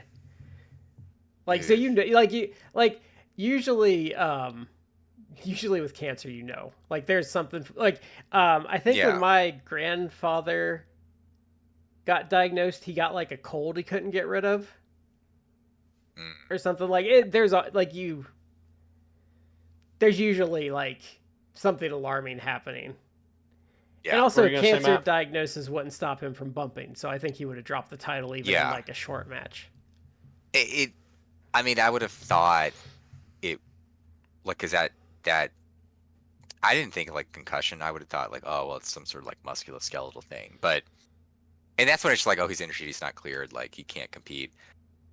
Again, not watching the show, not really, only quickly be able to glean information. I thought like, well, maybe because that happens to a lot of musculoskeletal is the easiest thing. It's like, like he tore something, he tweaked his knee, like whatever, broke something. But when I saw the picture of him like almost crying and Kyle O'Reilly like about to bawl, I'm like, ooh, this is bad. And concussion's bad. I mean, again, like at his point too. If he had no history of them, it's like that's bad, but whatever. But the fact that he had a bad one, what, like 3 years ago, that he was on the shelf for like months. And I think, like, it's like, that's not good. I think Britt Baker has said some stuff that it was really bad, like long-lasting effects. Yeah. Well, the problem, and again, because I've dealt with medical records, the problem is like once you have stuff like a concussion or like a traumatic brain injury, you could have been perfectly fine before, but it could be severe enough that now you have effectively the disorder would be a neurocognitive disorder, which for most people it's like you're fine, but you're not fine because maybe now, like you have headaches, chronic headaches, light sensitivity, sound sensitivity potentially, but beyond that, you also maybe you have mental slowing, cognitive defects too. Bad emotional. It can fuck with your emotions too. If it's really bad, you can lower your intelligence. Like no joke. But beyond that, it could just be like do this mathematical like equation like real quick. It's like, what's 12 times 12? You might be a normal person be like, oh, well, this. But if you have this, it could be like maybe it takes you like 30 seconds more. Or maybe you're forgetful. Maybe it's like, hey, like the laundry. Did you take the laundry out of the washing machine and put it in the dryer 8 hours ago when you did it? It's like, oh no, I forgot. Like that. There's all sorts of life issues. So it's like, Like I know We'll someone see. that We'll see what happens. I know someone that has CTE, and like if their routine gets screwed up, suddenly the keys are in like the freezer. Like it's it's rough. And I'll just say So too, yeah, even as someone that I had a really bad migraine once, and I had light sensitivity issues for years afterwards. yeah. Like so, So it can be bad. so Dustin wins, and it's really good. Okay, it was a really good feel good moment. Um, and then we go to the next match, and this was Swerve and Ospreay versus the Bucks, and Ospreay has this really big, over the top ninja assassin entrance, which is frankly that's one of the more WWE things on the show. But I mean, hell, it's the biggest show of the year. We ain't gonna worry about that. And then Swerve was preceded by JoJo Offerman doing a cover of his old music, which was a Chaka Khan song, I think.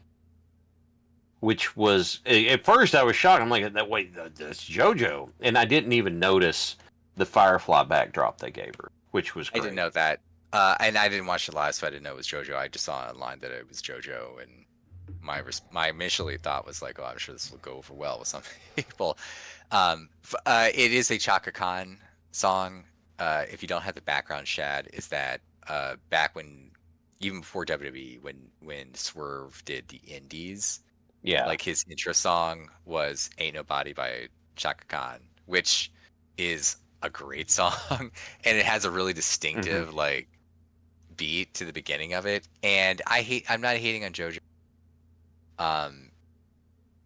but if you had asked me like what I would have preferred, I would have preferred like Tony Khan just licensed the Chaka Khan and they just started playing the Chaka Khan, much like Final Countdown. But That it was Shaka cool Khan that she sang it. Shaka Khan is one of my favorite Rocco's Modern Life jokes. Because it's so that they're lost because they're going across America, and this farmer's like, okay, now you go to this barn, and when you see Shaka Khan, you take the next left. Now, if you see a barn that says Rufus, you've gone too far. Which I always enjoy. So we have those entrances, and that's great. And then the Bucks music hit, and they just walk out on the stage, and it's like, this seems rather understated. And it's not the gear from Anarchy in the Arena, but they've got blue with gold trim and lettering pants, and they've got like coats that are kind of in that continental vibe going on. And then they walk off the stage. You're facing the stage. They walk off to the right. And then they come out on this elevated boat, like Washington crossing the Potomac boat, while this recorded thing about everything they've done and being the founding fathers and what they set forward plays. And I am cracking up the entire time because it is so overblown and obnoxious and douchey. It's perfect. And then whenever it moves all the way up, the whole damn boat lifts up twice as high as it was. So they're standing there waving to everybody, and Nick's trying to get the flag to wave and all this sort of stuff. Which, I mean, as a heel entrance goes, that was fantastic. And then the match kicks off, and dear God, these guys worked their asses off. The near falls were great. I had listened to too many people in their All In previews leading up to it, where they were like, "No, Swerve and Ospreay losing sets up all these great story opportunities." Yeah, and I'm like, the Bucks did that need too.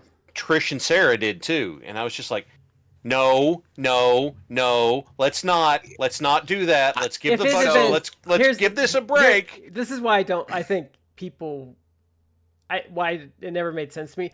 If it was Swerve or Ospreay by themselves, I could see it, but you're not going to keep your two biggest main eventers away from the belt for a year. Like, that just did not make sense. You know what though? They kind of got me because I was seeing that and I'm like, oh, I can see the logic because here's the thing that someone actually posted that I'm like, oh damn, and that's what got me. It was like, imagine like the Owen next year, the Owen Cup, because it would be like going on a year, like you'd be running into like the deadline for a year. Imagine the Owen Cup final being Swerve versus Ospreay, and so the winner of this would get a title shot, and they could challenge immediately for like against Hangman Page, and I'm like, damn, like that's you kind of got me. But the problem though is the way the story's built of the Adam Page redemption arc and how they built to it. Like, you fuck the story up if Swerve can't challenge for a year, because then you completely bury their story. If you don't have them beat the Bucks here, there's nothing to stop the Bucks from completely screwing the whole thing up. And we had enough of that. We're not. And the near fall that got me.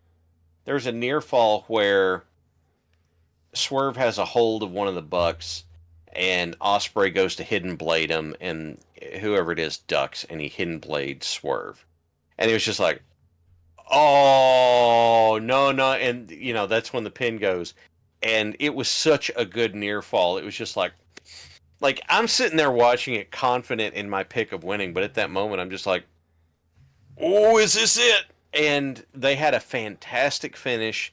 The match was just excellent.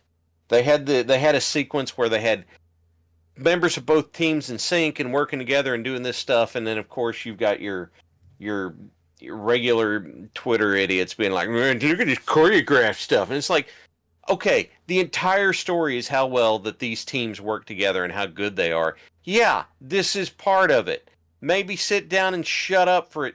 And they even sidestepped the All Japan cell that I hate so much, where it's like, I hit you with a big thing, and then we both fall down. Is they hit Swerve and Ospreay with something, Swerve and Ospreay stagger, and they both kind of throw their heads back and shout and level the Bucks, and then all four of them are down. And it's like, okay, so you hit them with that, they're pissed off, then they hit you, and you have a reason for everybody to be down in that moment. It's like, the match was great. Like, even if I'm a Southern tag wrestling kind of guy, I can look at it and recognize how good the Bucks are, and this whole thing was just great. Cool. Okay, that's it. No, I'm stuck on all the people that were saying that the Bucks were going to win, because I was just like, why? It doesn't make sense. Like, maybe in WWE would have had the Bucks win, but like with AEW, it's like, no, like AEW usually doesn't deviate when in situations like this where the outcome is obvious. They don't. Hey, yeah, I put Swerve and Ospreay as winning. We all I'm did. glad, because I kind of do. I wanted the EVP storyline stuff to end. Yeah. But I was kind of like, The Bucks kind of was needed, like won over. The Bucks needed. Like, I thought it would be. I also, why I don't think it makes sense is because I don't think the Bucks had worked since they came back this year. I don't think it was working. I think they knew it wasn't working, so they're smart. They would not have continued down this road in its current form. Yeah. And it was great. So, the next match on the card was the women's gauntlet, which I called. Yeah, I was a swing and a miss on both gauntlet matches. The finish on it, though, was great, because Athena hitting her finish on Mina with the setup that they were doing, it was just excellent. I loved it. The two surprises for the gauntlet was Suri, who we mentioned earlier, and also Alex Windsor, who is the real life partner of Will Ospreay, and she's Beyonce. She's been signed for a while. She has been signed for a while, but I don't know that it's like we've really seen her. No, we haven't. They did a promo video for her on the pre-show. Yeah. So that was exciting. I think Suri, like, they gave her, like, again, I haven't seen the match. She got she got some offense. She got a video package in ROH the night before that she was coming. So they kind of telegraphed she was going to be in the casino, but yeah. And she kicked the living hell out of like 4 different people. And if I was Tony Khan, I I would have been backing up to her hotel room with a dump truck of money. She one thing I kind of am in the less is more thing, so I don't necessarily need women's tag titles, but people have been agitating for that, and I think there's even been a rumor that Tony Khan has created them. Again, I'm not necessarily wanting those, but if he's going to do them, you could do Suri and Hikaru Shida as a tag team, because in Japan years ago they were a unit actually with Asuka.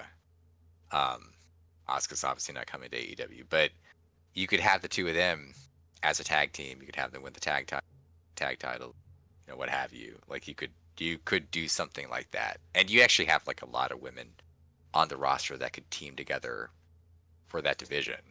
Megan Bain and Penelope Ford, Willow and Chris Statlander. Like there's actually a lot. I hope they don't. They don't need another set of belts on their show, especially when they just. I agree. Especially when they just got rid of one and maybe got it back to what I would say is a reasonable amount, and I don't think they need another set of belts. So, in the sorry, thoughts gone. Never mind.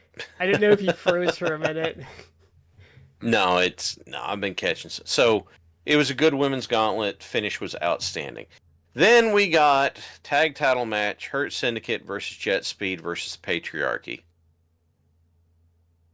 Why do you have it be a triple threat match if you're just going to have the champs retain? I know, that was so fucking stupid. I didn't get it. And I'm like, here's the thing that especially irritated me is, I don't remember if it was on Dynamite or Collision. They had this brawl where Jet Speed and the Patriarchy came out there and, I mean, beat the crap out of Hurt Syndicate. They did a spot. Bobby Lashley's on the floor. They took a couple of chairs and concertoed Bobby Lashley's left knee like 5 times. Just wham and wham, and then they passed it off to Christian and Nick Wayne, and they're like, okay, wham, wham, wham. Didn't limp once this entire time. No, and so Bobby Lashley pinned. I don't know why they did that, because that was the perfect chance to have them lose the belts and not get pinned. I mean, you could have even put the belts back on them at some point, but and that's what I thought was going to happen. Yeah, because where do you go with the Hurt Syndicate now? Because, like I said, I'm less down on the angle than other people, because I do think it is an interesting dynamic of having this dominant team with all these other teams nipping at their heels. But now it's okay, well, that was interesting, but you've kind of cleared the division out now. So what do you do? Yeah, but who else is left? I will say, my thought: 3 teams. Either you could have Jet Speed, come back and have their babyface moment winning the titles, or you could have FTR, because it seemed like they're kind of trying to heat up FTR. But... And I can also see FTR, because it was rumored, it seemed like maybe they're going to go with that, but I could see MJF turning on Hurt Syndicate and then linking up with FTR again. So you could have FTR do it. The problem is, tag titles, or you could have the Young Bucks come back as a face team. But how long do you have to wait for that? Well, and the last time they put the belts on, the other problem is, so the last time they put the belts on FTR, it kind of fucked everything up because it felt like they regressed. And I just think the problem with putting the belts on FTR is they don't need the belts. And I think you just put yourself in the same problem you have with the Hurt Syndicate with FTR. And you don't need the belts to do Hurt Syndicate and FTR and make it a big deal. They don't need the belts for that. So, by the way, FTR were at ringside doing commentary during this match. And one of the guys I was watching this with, he just kept shouting, "This isn't dark! Quit it!" It's because they're doing all the back and forth banter, which I thought was funny. But he's like, "This isn't dark! This is a pay-per-view!" Or what if you do... Okay, I'm going to get a little crazier. What if you do your next big match is Hurt Syndicate, FTR, and the Bucks? But how long do you have to wait for the Bucks to both come back and be faces? Because if it's FTR and the Hurt Syndicate are cool heels, and FTR is full heel right now. So you'd have to have the Bucks come back as faces. How long do you have to wait for that? Well, I mean, I feel like though, so if you did Hurt Syndicate and FTR, you don't do much to change anything. You just make FTR just kind of becomes, hey, there are assholes. Like that's kind of what you do with FTR at that point. Oh man, it's just I was annoyed. The ending on this match saw the patriarchy as a whole turn on Christian Cage and beat the hell out of him, and then here comes Copeland with that stupid ass board with all the nails in it. That the only person that's ever gotten used on was Moxley, and that was one time, and it was stupid then too. So it's out. So it's something that is never going to be used on anybody else and needs to just go the hell away. Copeland comes out there, runs everybody off, grabs the mic, gets right in Christian's face and says, "Go find yourself," and leaves. And it's like, okay, so we're setting up for the nostalgia run. Yeah. All right, fine. Let me know. But to this point, I think I mentioned it like on the show, like Christian, they wanted to do this nostalgia run. Mm-hmm. And Christian had said like he was pushing it off until he could put over Nick Wayne. Yeah. And that almost, I agree. It's like, well, why you could have had the Hurt Syndicate title without actually having them like lose. Yeah. So it's like, why did you include Christian and Nick Wayne in this? But it seems like, well, the reason you did is to basically just feature the angle. Yeah. Yeah. But like, yeah, I imagine now like you will see Christian put over Nick Wayne. Yeah. You know, in some way, but you will get the start of the nostalgia run. Yeah. So yeah. Can I offer another suggestion for the Hurt Syndicate? Because they just tagged and won. How about Swerve and Will Ospreay versus the Hurt Syndicate? That might be what it would take for them to agree to drop the belts. But you have unfinished business with Swerve and the Hurt Syndicate too. That's true because Lashley pinned Swerve, and that was just the end of it. Yeah. So yeah, that could work. But because they're gonna have to bide time to get past Hangman MJF because MJF won the gauntlet, so they'll have to build to that, get past it, that sort of stuff. Which I can see that being the main event for All Out. Yeah. In September, like I can see that them building to that, or if not that, then obviously like Full Gear. Well, and MJF and Hangman had, even if it wasn't long, had a really good feud building to it, and there was still stuff that was unresolved from that. And MJF was calling that out. You know, I'm going to be the main character of this company now and stuff. So, all right, next match was the first of the triple main event matches. Toni Storm versus Mercedes Moné in just an absolute banger of a match. It was fantastic, and I called it right. I won a bet off of that. You had sound. I have to say, you had really sound reasoning, because I thought I didn't know, and your logic really convinced me that Tony was going to win that. Right. I chose Mercedes, so I was wrong, but I will say Shad had amazing logic and reasoning for why Tony should win. And then we had now, hopefully, what this will do is free up the TBS belt to be a mid-card belt for the women's division again. Because, for God's sakes, we've got other people who are deserving of being featured. We could just run down Statlander, Willow, probably Megan Bayne. I think Megan Bayne would be a great choice. Or Mina. Well, Megan or Mina. Yeah, either one of any one of those four would be a great choice for it. Because Megan needs something. I think they have something with Megan. She's over. I think they really have something with her, but they need something for her, which I think the TBS title could be.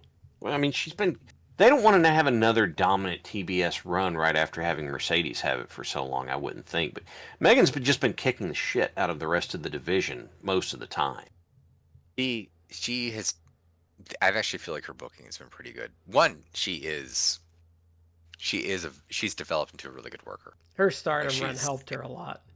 Yeah, and she kind of gets her character, and I think that I was initially like hesitant about the pairing with Penelope Ford, but I actually feel it's been working. She's Like one of the she is one of the rare women that really understands her size yeah, and how to use it. Like, because that's one of my frustrations. It's always been with Charlotte Flair is I feel like they taught some bad habits into her, and she does some stuff that I'm just like, at your size, like you don't need to do that. Just maul them. yeah, And I think Megan really gets that of like, well, I could do this fancy thing, or I could just power bomb you because I'm so strong. And I yeah. appreciate the simplicity of like that with her. Well, she had been using a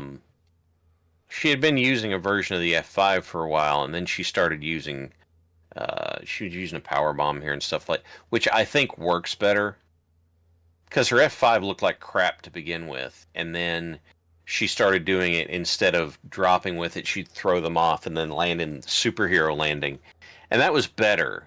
But it's like, it's better her using And more generic power stuff. I and think I it's a think better touch tone for everybody. not a lot of people use a power bomb as a finisher anymore, so I think that really helps. And I kind of feel like just in general, um, and I think Brock got this. Brock Lesnar always got this well. Like if you're a big, strong hoss, like you shouldn't be doing complicated stuff because you don't have to.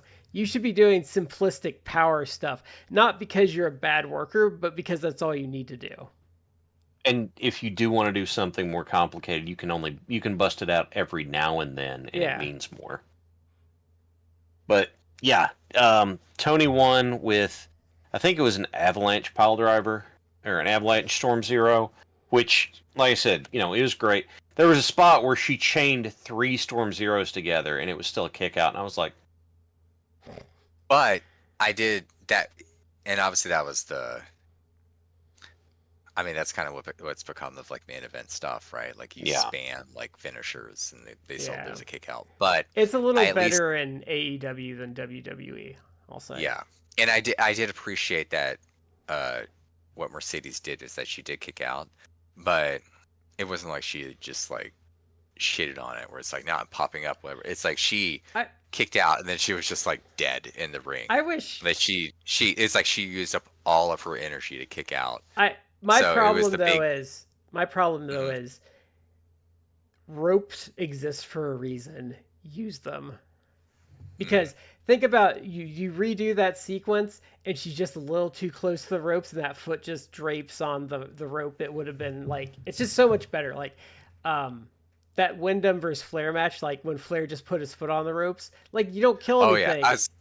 I was thinking in my mind, it's like that's exactly something you'd see with Flair. It'd be like 1, 2, and then right as the ref's about to do 3, you just see Flair just go like his leg on the rope, and it's like the ref sees it. It's cheap in a way as a fan because you're like no, no, but it's also like it adds to the drama. But I did appreciate Mercedes selling. Yeah. I was shocked at the finish. Like I thought Mercedes was going to go over. I didn't know. I was really conflicted on that one. I again haven't seen this, but from the clips I have seen, the moments I've seen from it, kind of just solidify that Mercedes is one of the best of this era, arguably one of the best North American women's wrestlers of all time. But Toni Storm has really come into her own. Just is like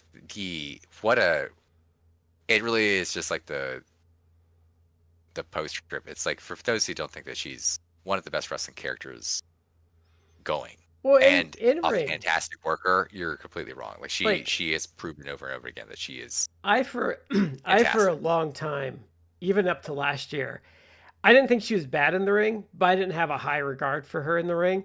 And this year, I'm just like, nope. Like she is right up there with everyone else and how good she is in the ring. Like she completely changed my opinion. But I also think she's stepped it up in the ring with the Mariah May thing. Like she's really elevated herself a couple of notches.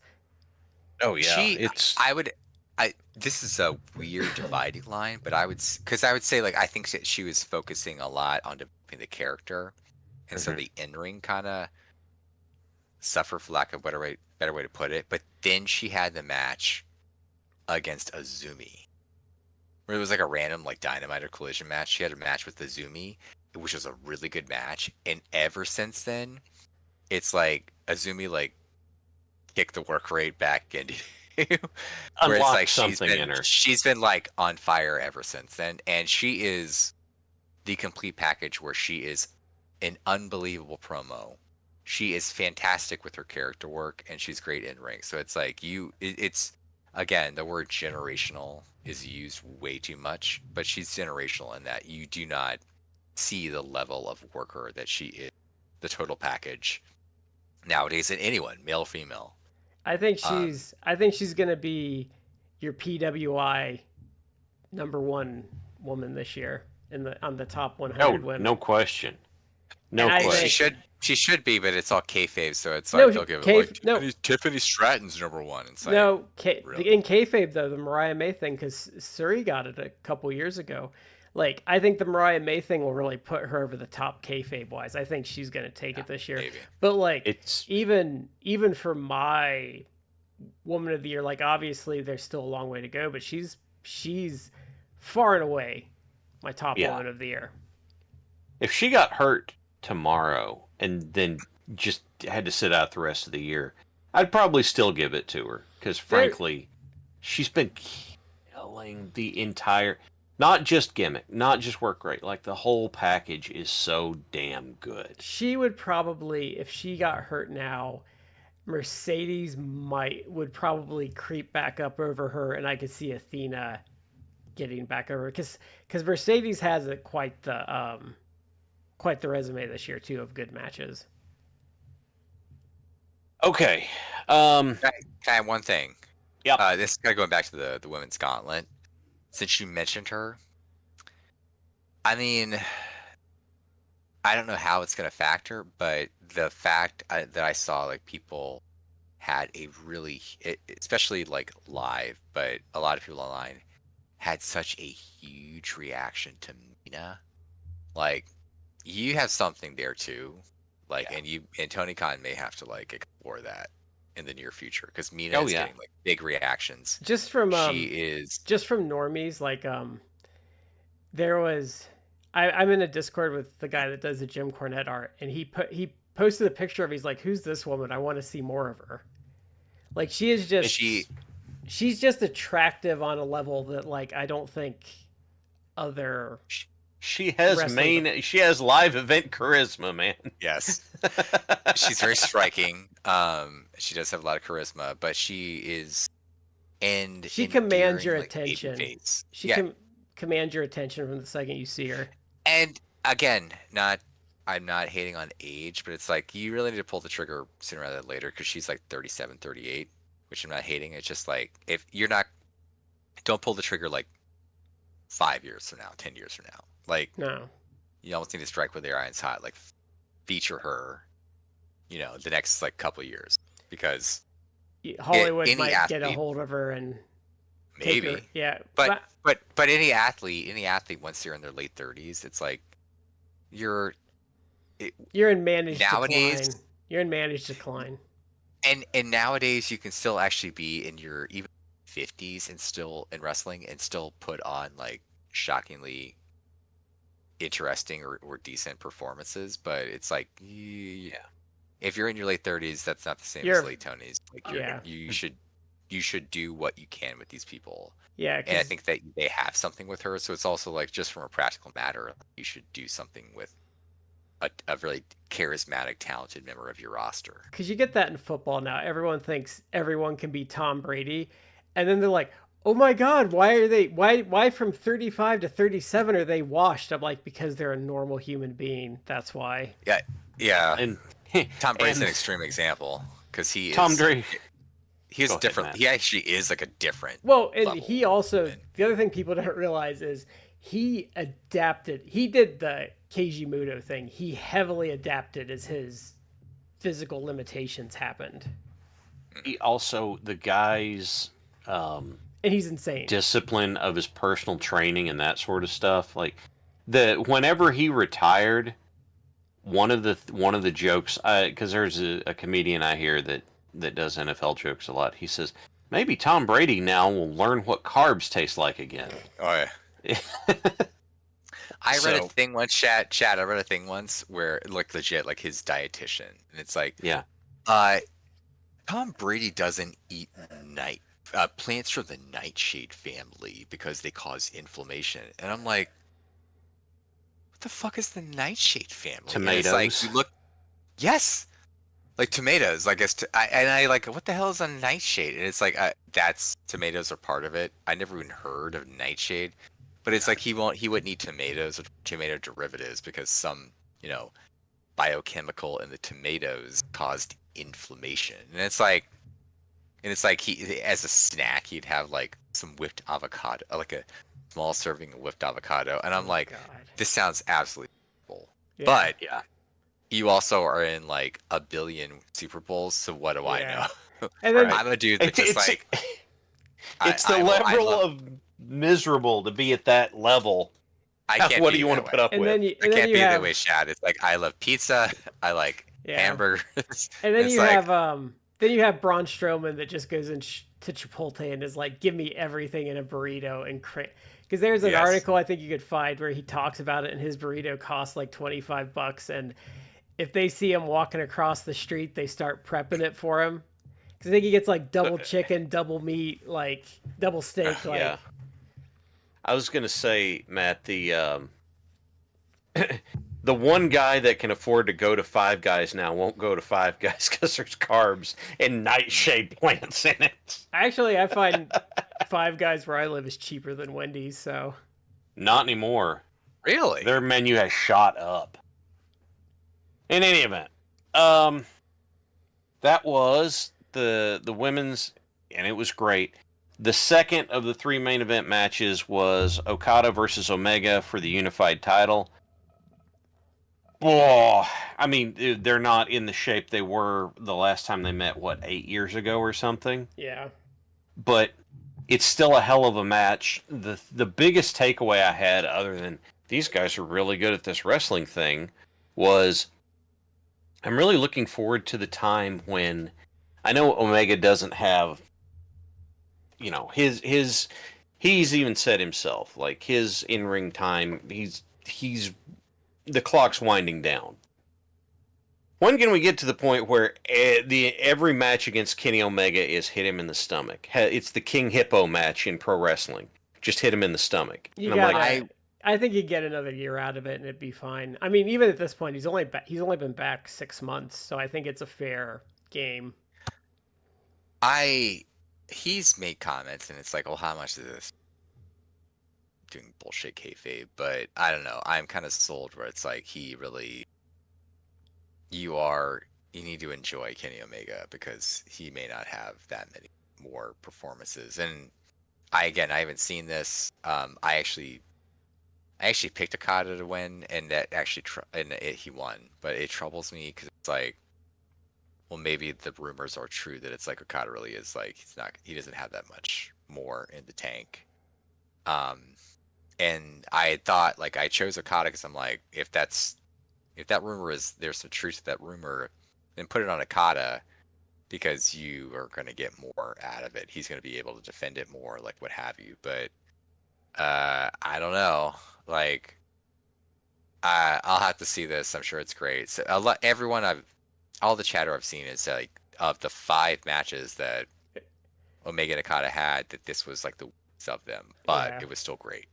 So I'm sure it was still like at least a 4-star affair or better, if I had to think. Like, I could see though. I don't know if I would be into it, but like, he's now freed up and the Bucks are now freed up, so maybe they have some stuff in there. I've argued. I kind of with you, Brad, that it's like Omega is. I mean, Page's the champion, so you kind of need to have him be like your main guy. But if Omega can still go for a bit, then you should also make him like one of your top guys, and you push him as your top guy. And maybe he's physically actually much better than we think. but it makes more sense for Page to be the guy now. So until he drops the title, you don't push Omega as like, because they kind of did present it as like, well, the unified title is going to be effectively another world title. So it's like, well, who are you going to have the heat on? Page or Okada? You don't want to do Page Omega, because then Omega would be leeching the heat off Page, and it's like, well, maybe it makes sense to do Page Okada, and Okada can be a heel, and Page is like your main. He's your hero. He's your main guy. So I don't know. Oh, the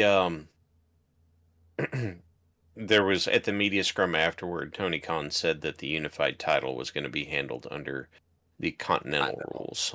So we'll see what happens. It may be that Okada gets to have the arrogant reign of like, you just can't beat me. Mm-hmm. And what do we have is we have a stretch where he just has really good matches with people. I know Kenny said on an interview with The Observer, I think it was, that he was like, those big epic matches he has wear him out for a week. Like, he's not getting out of bed until 5 p.m. on those days because it's just taking so much out of him. And I'm like,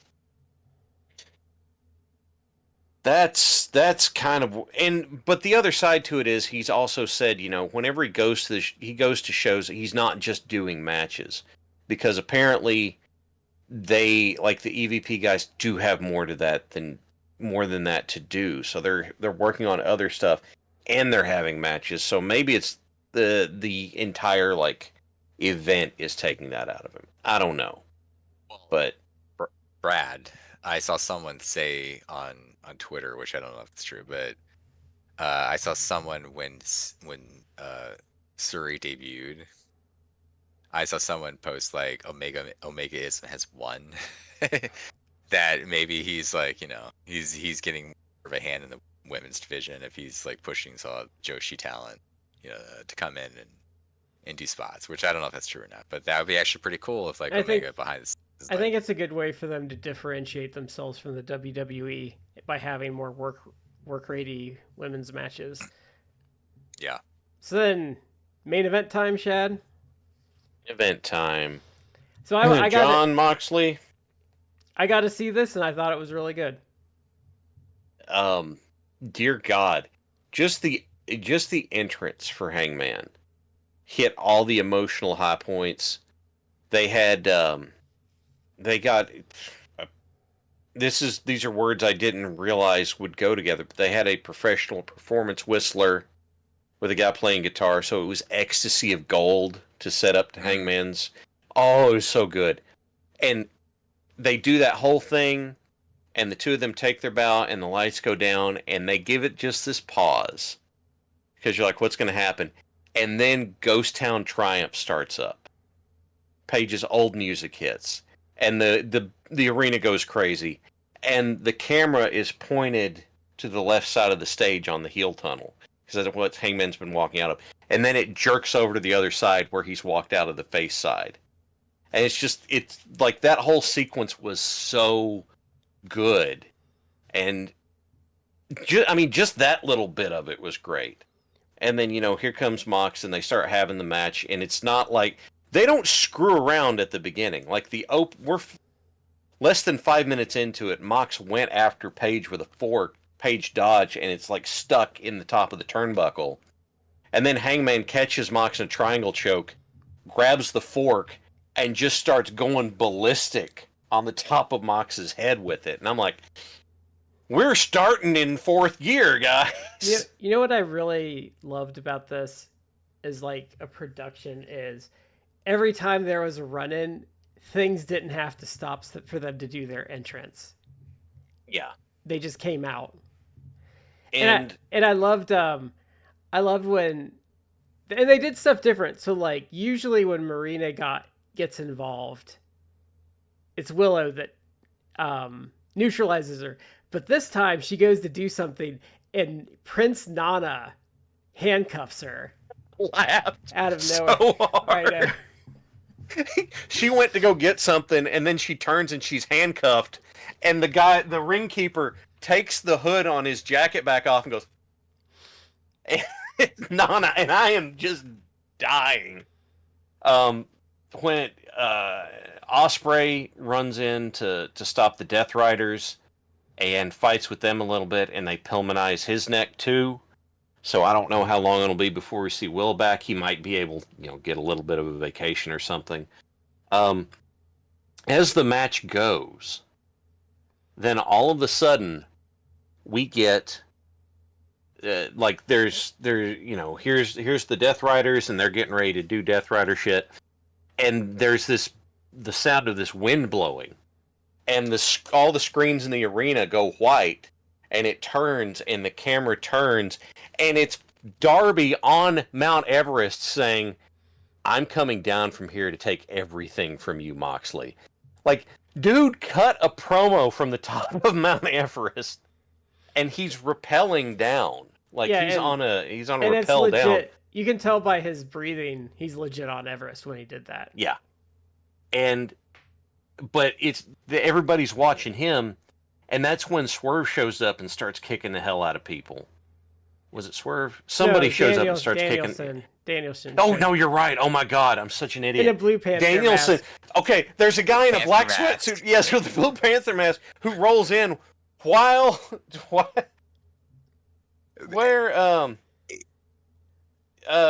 Where the Darby's coming down, Danielson rolls in and starts wiping him out, and then he whips the mask off. And by the way, WWE had sent him a cease and desist. Sent him a damn cease and desist, like, stop doing the S chant. And he's like, "You mean this? Yeah, this thing right here? Can't hear you." Yeah. Darby comes down, wipes him out with a coffin drop. Is really cool. Two things. One, people noticed, I guess, there are people who, like, in the crowd for All In who noticed, and again, it's like, how, this is like so anal retention. People noticed, like, there was someone washing in the rafters. It was Darby. Like, he watched pretty much the entire show from the rafters until the main event when he had his, like, spot where he held down. Which, again, I've seen clips. I haven't seen, like, the show or the match, but people, like, went crazy. But the other thing I wanted to mention was Danielson coming in, obviously, in a Blue Panther. It's like, it is so endearing that it's like, the guy may or may not be retired, but one thing that is absolutely for sure is he still remains the #1 Blue Panther fan. Yeah. Panther mask. And I read a story in the last few days that Sam Adonis, who is a worker for AAA, in Lucha Promotions, the brother of Corey Graves, but I guess Sam Adonis there recently met Bryan Danielson, and he's like, "Hey, like, I don't know if you know me, I'm Corey Graves' brother, like, I'm too," and Bryan Danielson immediately was like, "Oh, I know you. You had a good feud with Blue Panther," and it's like, oh my god, like, of course, like that's the most Bryan Danielson answer. It's like, like, when Blue Panther's best opponents in the last, like, 5 years. Yeah. So Danielson does that. Darby coffin drops on the Death Riders on the outside and runs them off. And that's when Swerve showed up. I don't remember exactly what Swerve did in that. He took out the Bucks. Oh, yeah, that's right. The Bucks show up. Swerve takes them out. That's where we got Swerve giving the chain, or dropping the chain for Hangman to use. This match it was a Texas death match, so you're expected a lot of stuff. And we got glass, and we got forks, and we got barbed wire, and we got barbed wire boards, and then they pulled a nail board out, and I was just like, oh. The nail board. They didn't do a lot with it, thankfully. No. I kind of agree with you. They didn't. They didn't need the nail board. That would be my biggest criticism. Yeah, that's the only thing about this match I would have changed. It's just no nail board, because you didn't need it. What did you need for the finish? Hangman hits a buckshot and then strings Moxley up. That's all you got to do. By the way, for the end of this match, I have to give Jon Moxley a lot of credit, because his sell job was fantastic. It was not just, oh god, I'm getting choked out. It was blind panic. He's flailing everywhere. He's just like, oh god, oh god, oh god, no. This is everything I've tried to stop from happening. Scrambling to try and get out of it before he finally has to give it up. I was going to say, because he's been here before and knows how bad it is. I've never seen a wrestler with the hanging spot pull Panic off like he did. Yeah. It Oh, it was was a really fantastic good. job.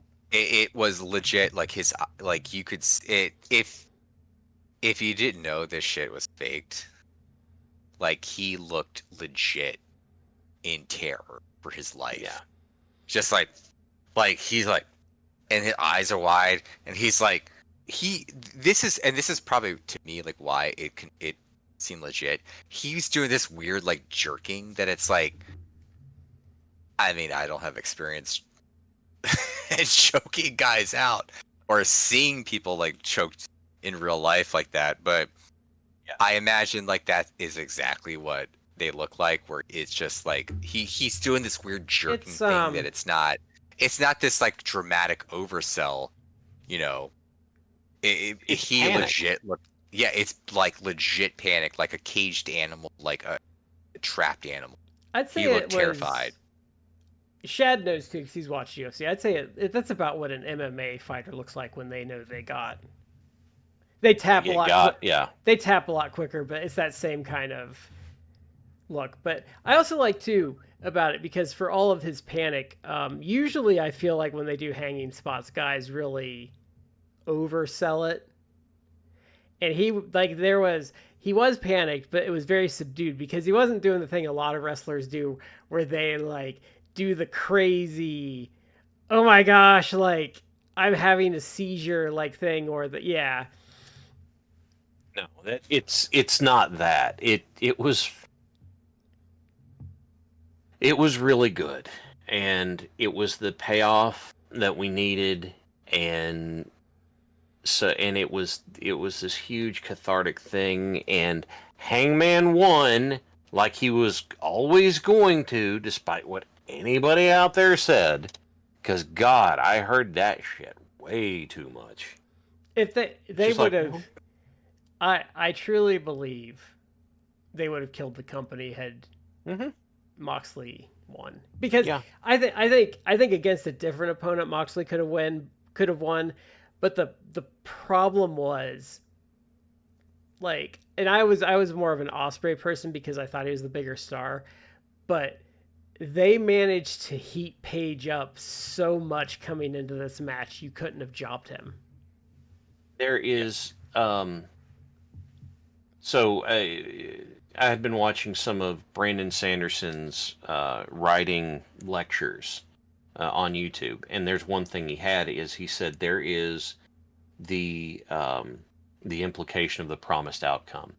If you say these characters are going to this place and they get diverted and go here, and even if what happens here is cool, people are going to be pissed because you promised them earlier on they're going over here.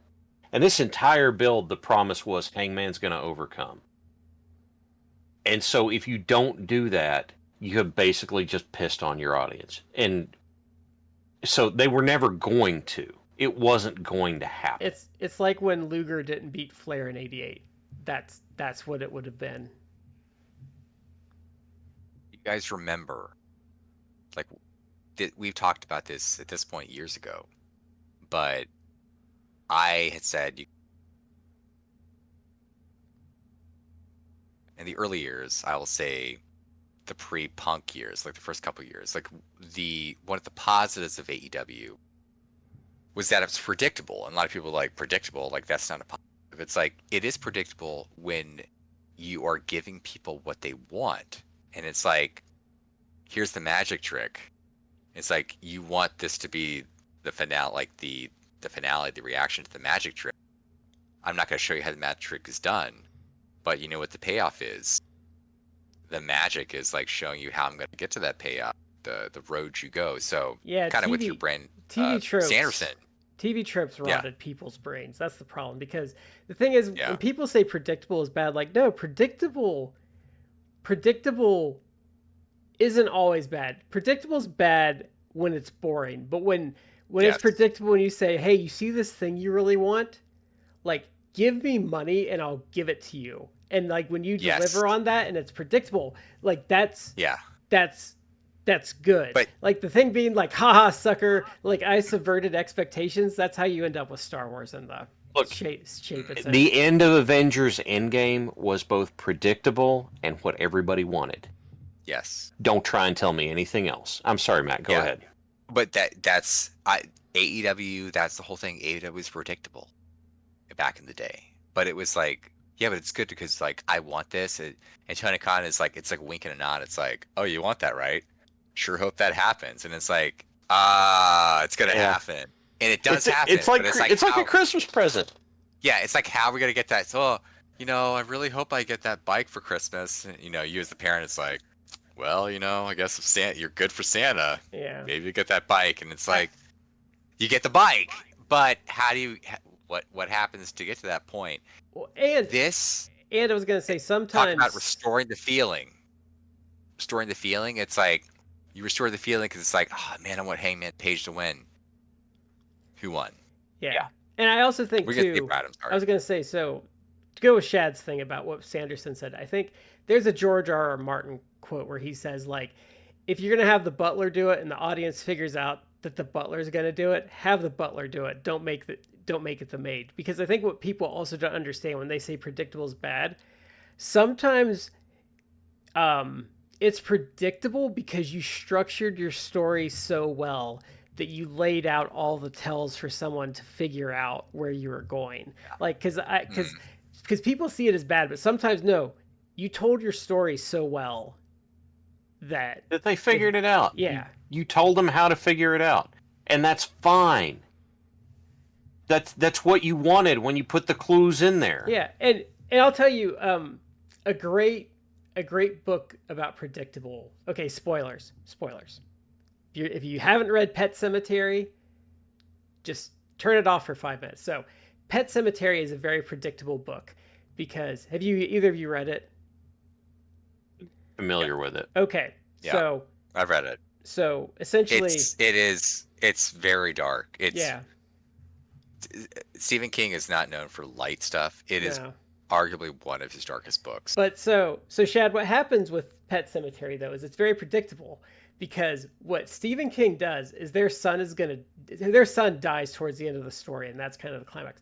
But he telegraphs really early in the book that kid's gonna die, because why he does that is he makes he builds dread. Like, it's gonna happen and you don't want it to happen, but he wants you to know that it's gonna happen because he wants you to feel the tension and the dread of getting there. He's not even like subtle about it. He's blatant. Like I remember there's a line from one of the early chapters where it's like the kid, because he's young. He's like a toddler. Yeah, he's like 3 or 4. And it's like, it's a point. It's like, oh, like they had a great day. They went to like the park or something like that. And like the last line of the chapter, it's like, and Gage had, like, this was 3 months before, like, Gage only had 3 more months of life. And it's like, you read that and it's like, what the fuck, Stephen King? What? Yeah. Like, this kid's like 2 years old, and it, like, he not only builds the dread, it is, again, this is one of his darkest that he's ever written, and he's written some really dark shit. So the audiobook is read by Anthony Michael Hall, who's Dexter, and he does a fucking awesome job with the audiobook. So, but that's where predictable works, because like you can also like in horror, you can telegraph it and say like, oh yeah, this really screwed up thing's gonna happen, but we're gonna make you like you're gonna have to guess when it happens. Yeah. That's the same way with the Shining book. They do more with Jack Torrance in that book, and they kind of make him like likable. He's very likable in the book. But then he kind of telegraphs that what's going to happen, but he makes you like him so much. You're like, no, you're doing so good. Like, stop. Yeah. They humanize him more in the book. It is more of a tragedy what happens to him. Whereas in the movie, he's always kind of like a little bit of a dick. Yeah. Like, he's more sinister in the movie. Yeah. In the book, he's like really trying. Like, he's really like remorseful and like trying, and his fall is much more of a tragedy. Yeah. We reviewed, for those who want to go back to old shows, we reviewed The Shining movie. And the movie is more like the trope magic, maybe mundane. It's like, it's not you can kind of pass it off as like this is just like people, Jack Torrance going crazy and people just like the family responding to that until like the last like 10-15 minutes, which it becomes actually like explicitly supernatural. Yeah. The book is more. I've said this when you did the show. The book is more interesting to me because it's like it is obviously more supernatural, but also the house is more of a character in the hotel is much more of a character in the book. Yeah, it plays with themes that it's like the hotel is actually its own entity. That it's either like a conglomeration of ghosts that have formed like some sort of weird hive mind, or it's become like some sort of eldritch abomination. But it is more fascinating in that regard because there's some tropes that did not, for obvious reasons, play into them. Yeah. So overall, this was a really well-received show. Probably, like, I think universally well-received. Like, I even think the Grifters kind of knew they couldn't. Yeah, it was so good. My only complaint was the tag title match, but everything else was really, really good. Now, to contrast that, WWE tried to flood the weekend with counter programming. And now I will say, I didn't watch the NXT show. That seems like it was well received and probably their best show of the weekend, but it just died. Like, I don't think anyone I don't even think it got a single peep on social media. So there was a story that came out, and I forget who posted. Maybe it was Fightful, maybe it was someone else. But it basically said, and it had to have been like this was fed to them directly by TKO. The TKO is going to continue doing this. They're going to continue to counter program AEW shows because their idea is like they want to quote unquote, well, I want to say control the narrative. That has a wrestling connotation, but they want to drive the discourse. And the idea being like AEW has a show, it's like, oh, Saturday Night Main Event or something like the same day, because they want on social media they want to be they want to be the one that's trending, not AEW. But the problem with that is they did that this weekend, and people forget they did that with Double or Nothing, like a month ago, like 6 weeks ago, and it failed then. Because all anyone talked about, because they did NXT and Saturday Night's Main Event then, all anyone talked about, to the extent they talked about WWE, it's like, oh, this was garbage. And Double or Nothing got, like, more positive reviews. Yeah, and So for this... why I think it's such a mistake on their part? Because it dawned on me today. So where WWE really wins a lot is branding. They win a lot with their brand. But the problem they have going up against AEW pay-per-views is... that is where AEW's brand is the strongest, is they have never failed on pay-per-view. And so you're trying to counter program. I think the one place where the AEW brand is stronger than WWE. And I think the other problem is they think they can just throw any old like crap out there.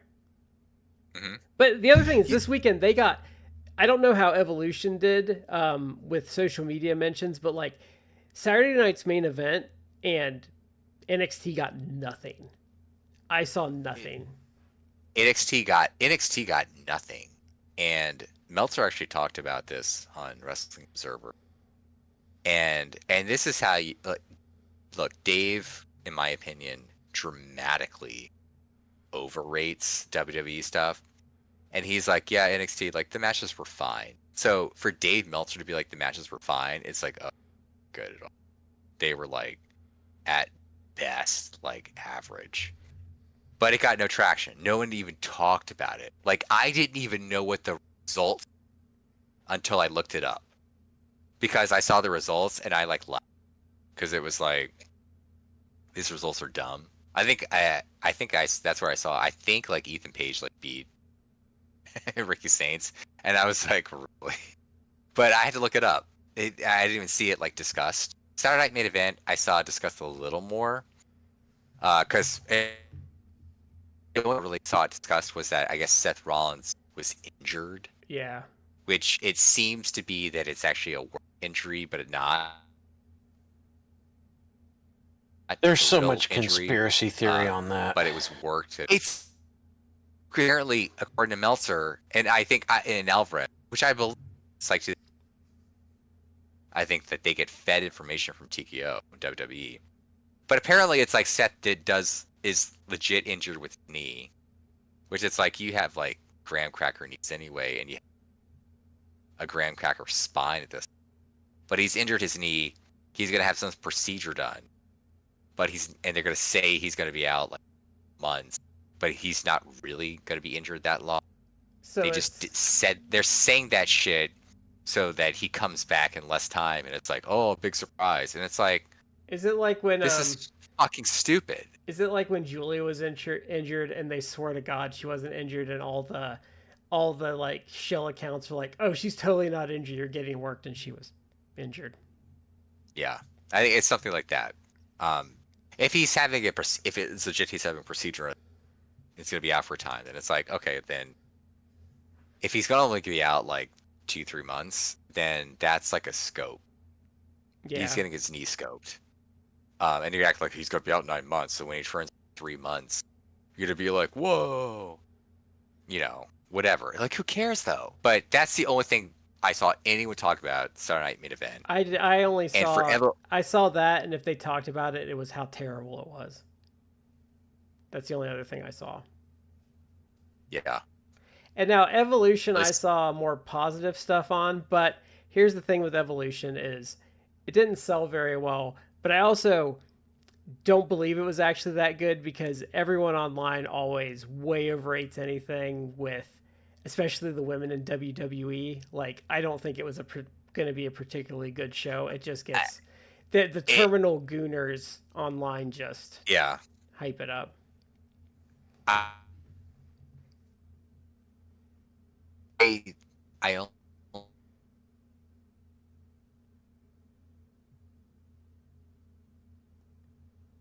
I think he might have died, Chad. Yeah, I was waiting for that. Either that, or we're gonna get a whole bunch of sound all at once. Just Yeah, blah, blah, blah, blah, blah. Yeah, it'll probably take. It's like there we go. Yeah. Oh. All right. Well, yeah, you froze up for a minute there, dude. Sorry. Online says it only say, drew 8,300 fans for Evolution, which is pathetic for that arena. It has come out that was actually heavily papered. So that's as Meltzer would say, that's tickets distributed. It's not see if they have sold. Attendance for Saturday night's main event. So Saturday night's main event did 12,500, which is I think like 5,000 less than they did in that same building earlier. And that's with Goldberg's like retirement match, which is even worse because Goldberg has like ties to Atlanta. So he should be theoretically be a bigger draw there. So I did want to bring that up.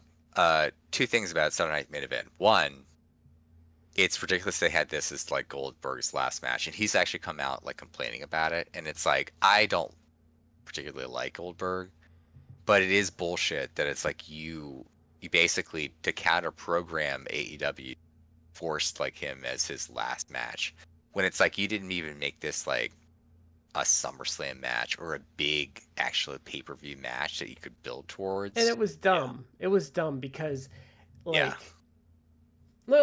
build made no sense though, because like Goldberg's retirement match is like, okay, he's not winning the title, so I don't need to give a shit. Like you telegraphed he wasn't gonna win, and I don't know, their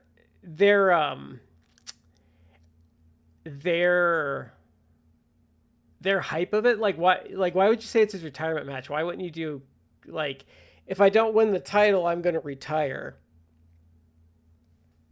Yeah, it just was dumb. But beyond that, the other thing that I want to say is that I guess the ratings have come out, and it did like 1.43 million, which was fine overall. But I guess the 18 to 35 is like way down, and it's like you counter program AEW, and your big thing was like the Bill Goldberg like retirement match, and it like shit the bed with like the key rating demographic. Well, I mean, no one from that demographic remembers who he is. Yeah, but it's counterproductive. It's counter. You kind of screwed yourself. It's like you rushing to counter program a show, and really all three shows it was like kind of a wet fart. It's like, oh well. And they can say like, well, we're gonna keep doing it. We want to control the discourse. Like it's like, but it's not going in your favor. Like this is now the second time you've done this, that it really hasn't gone your way online. And at some point, it becomes like, why are you? If I was TKO, if I was like the parent company, I'm like, why are we still doing this? It's like you maybe you're making money running the shows, but it's also like, you may be running at a loss because I don't know, like it's not, if you're having to pay per show. They struggle to sell tickets for all three of these shows, and the fact all three shows, I mean, again, Evolution was paper, but even then, if you count all the tickets distributed, all three shows combined was less than All In, and that's not factoring in like Ring of Honor on Friday night. But at what point does it become like, why are we doing this? Because you're trying to do it like, oh, we're gonna like control the discourse, and it's like actually online, everyone's saying your show's shit the bed. It's like, well, and shrug your shoulders at best, and everyone's like, AEW was like awesome, to the point I even saw people in the last couple of days like, I'm a WWE fan, but I gave AEW a shout. That's that right And there. it, like, right there. That's I'm like, it like completely blew my mind. I'm like, whoa.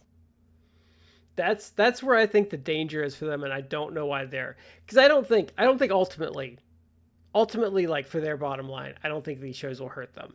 I don't think it'll hurt them. I think you might like speed up your fan attrition, because I think so many mediocre shows so constrained together is going to increase fan burnout. But where I think they're really playing with fire is what you said. Like that one of their enough of their fans going online being like, "Hey, I want to see what people are saying about wrestling this weekend." Like, well, they're just talking about this AEW thing. Like, I want to check it out. And it's not necessarily that fan will stop giving you money, but those fans suddenly being like, well, I'll just watch AEW too, because that's just more wrestling. And suddenly, like, you're just feeding AEW fans on those weekends. I mean, it could give you less money in the sense that people who would otherwise maybe pay a ticket, especially since they have increased of the live show. Because again, like, we have a friend of the show who it was running in his town, and he's like, well, how much is it going to cost to take my family of 3 to the show? And it's like $600 minimum. No, thank you. That type of person would be like, I don't know that I want to pay that much money for like a mediocre show. Like AEW, like, I don't know that I'd go to their show, but if I go to their show, I can get a ticket to their show with good stuff for like I can get the same 3 tickets I can get for like $150. Yeah. You know, or less. So it's like, all of a sudden it becomes like, for the price of 1 ticket, I could get 3. I could take my entire family. I don't know. Like, I think it is fraught with danger, especially if like what you were going, and Meltzer kind of was touching on that. Again, I think he overrates WWE, but him saying like, yeah, like, I think it's counterproductive for them to run these shows when they put forth like a subpar product. And I get that, you're right, that it's like, well, AEW excels with pay-per-view. It's like, true, but it's like, you're not even going to try to put forth like decent They don't think matches. they have to. They think they can just crap out whatever shit they want, and people. Yeah, that sort of arrogance is how often, like, historically, anyone fails. It's like, oh, we're the biggest brand, like, we don't need to put forth, like, no, that's how you fucking fail, because people are like, eventually they become like, you need to put forth a quality product, because eventually people are like, why am I paying you? Your product like sucks. If everything you do sucks, why would I watch it? And I think the problem there, where TKO is going wrong, is I think they're trying to run WWE like UFC, and they're not the same. Because like that ticket that's $200 for WWE, like, you have other options for wrestling, but it's like, if UFC charges you $200 for a ticket, well, it's the UFC. You're seeing the best fighters in the world, and that's like real sport. And like, and you know, someone's gonna pay that, because the UFC is like a lifestyle brand, which WWE isn't quite at that level. But I think that's where they've gone wrong, is they think they can treat they can treat WWE exactly like UFC, and they can't. Like UFC is just a different animal and has like a better pull with their fan base than WWE does. Mhm. And you're not going to take your kids to UFC, so like if they're charging $200, like, well, my wife and kid doesn't want to go, so that's just going to be a night out for me. So I think that's where they get away with it too. But I think that is it for this week. I had one thought. Yep. The other big winner of the last few days was Chokyo Joshi Pro Wrestling, who did 2 shows in Houston, I think like Thursday, Friday, and then was doing a show in Dallas on Sunday. And not only did those shows sell incredibly well, I think the show in Dallas on Sunday did like 2,500 plus fans, which is like the highest attendance they've ever had. Like, it did fantastically well, because and I think that it's better for them to partner with AEW or associate with AEW than well, and for them, GCW. for someone like TJPW, getting that kind of gate in American money is like even better, because the conversion of the yen's really weak versus the dollar right now. So they not only did they get 2,500, but all those people paid in like delicious like American dollars. That's going to be like a ton of yen for them when they go back. So they like killed it. Well, think about it. If 2,500, if like the average ticket price was like $50, that's $125,000. Like, that's good money. And that's like over a million yen. Like, yeah, I'm sure the girls that showed up, because they had tons of people show up, like they probably made money with like buying tickets to just take a photo or something like that. So yeah, worthwhile venture. Like they should consider doing it again. And that gets them more Wrestling Universe subs too. But that is it for this week. Thank you for joining us as always. It's been Matt, Shad, and Brad. We've been in 3 corners, and you've been in the 4th, and we will catch you next time. We're going to sit here for 5 seconds because this cuts off really early if I hit end really quick. Okay. Later, everyone.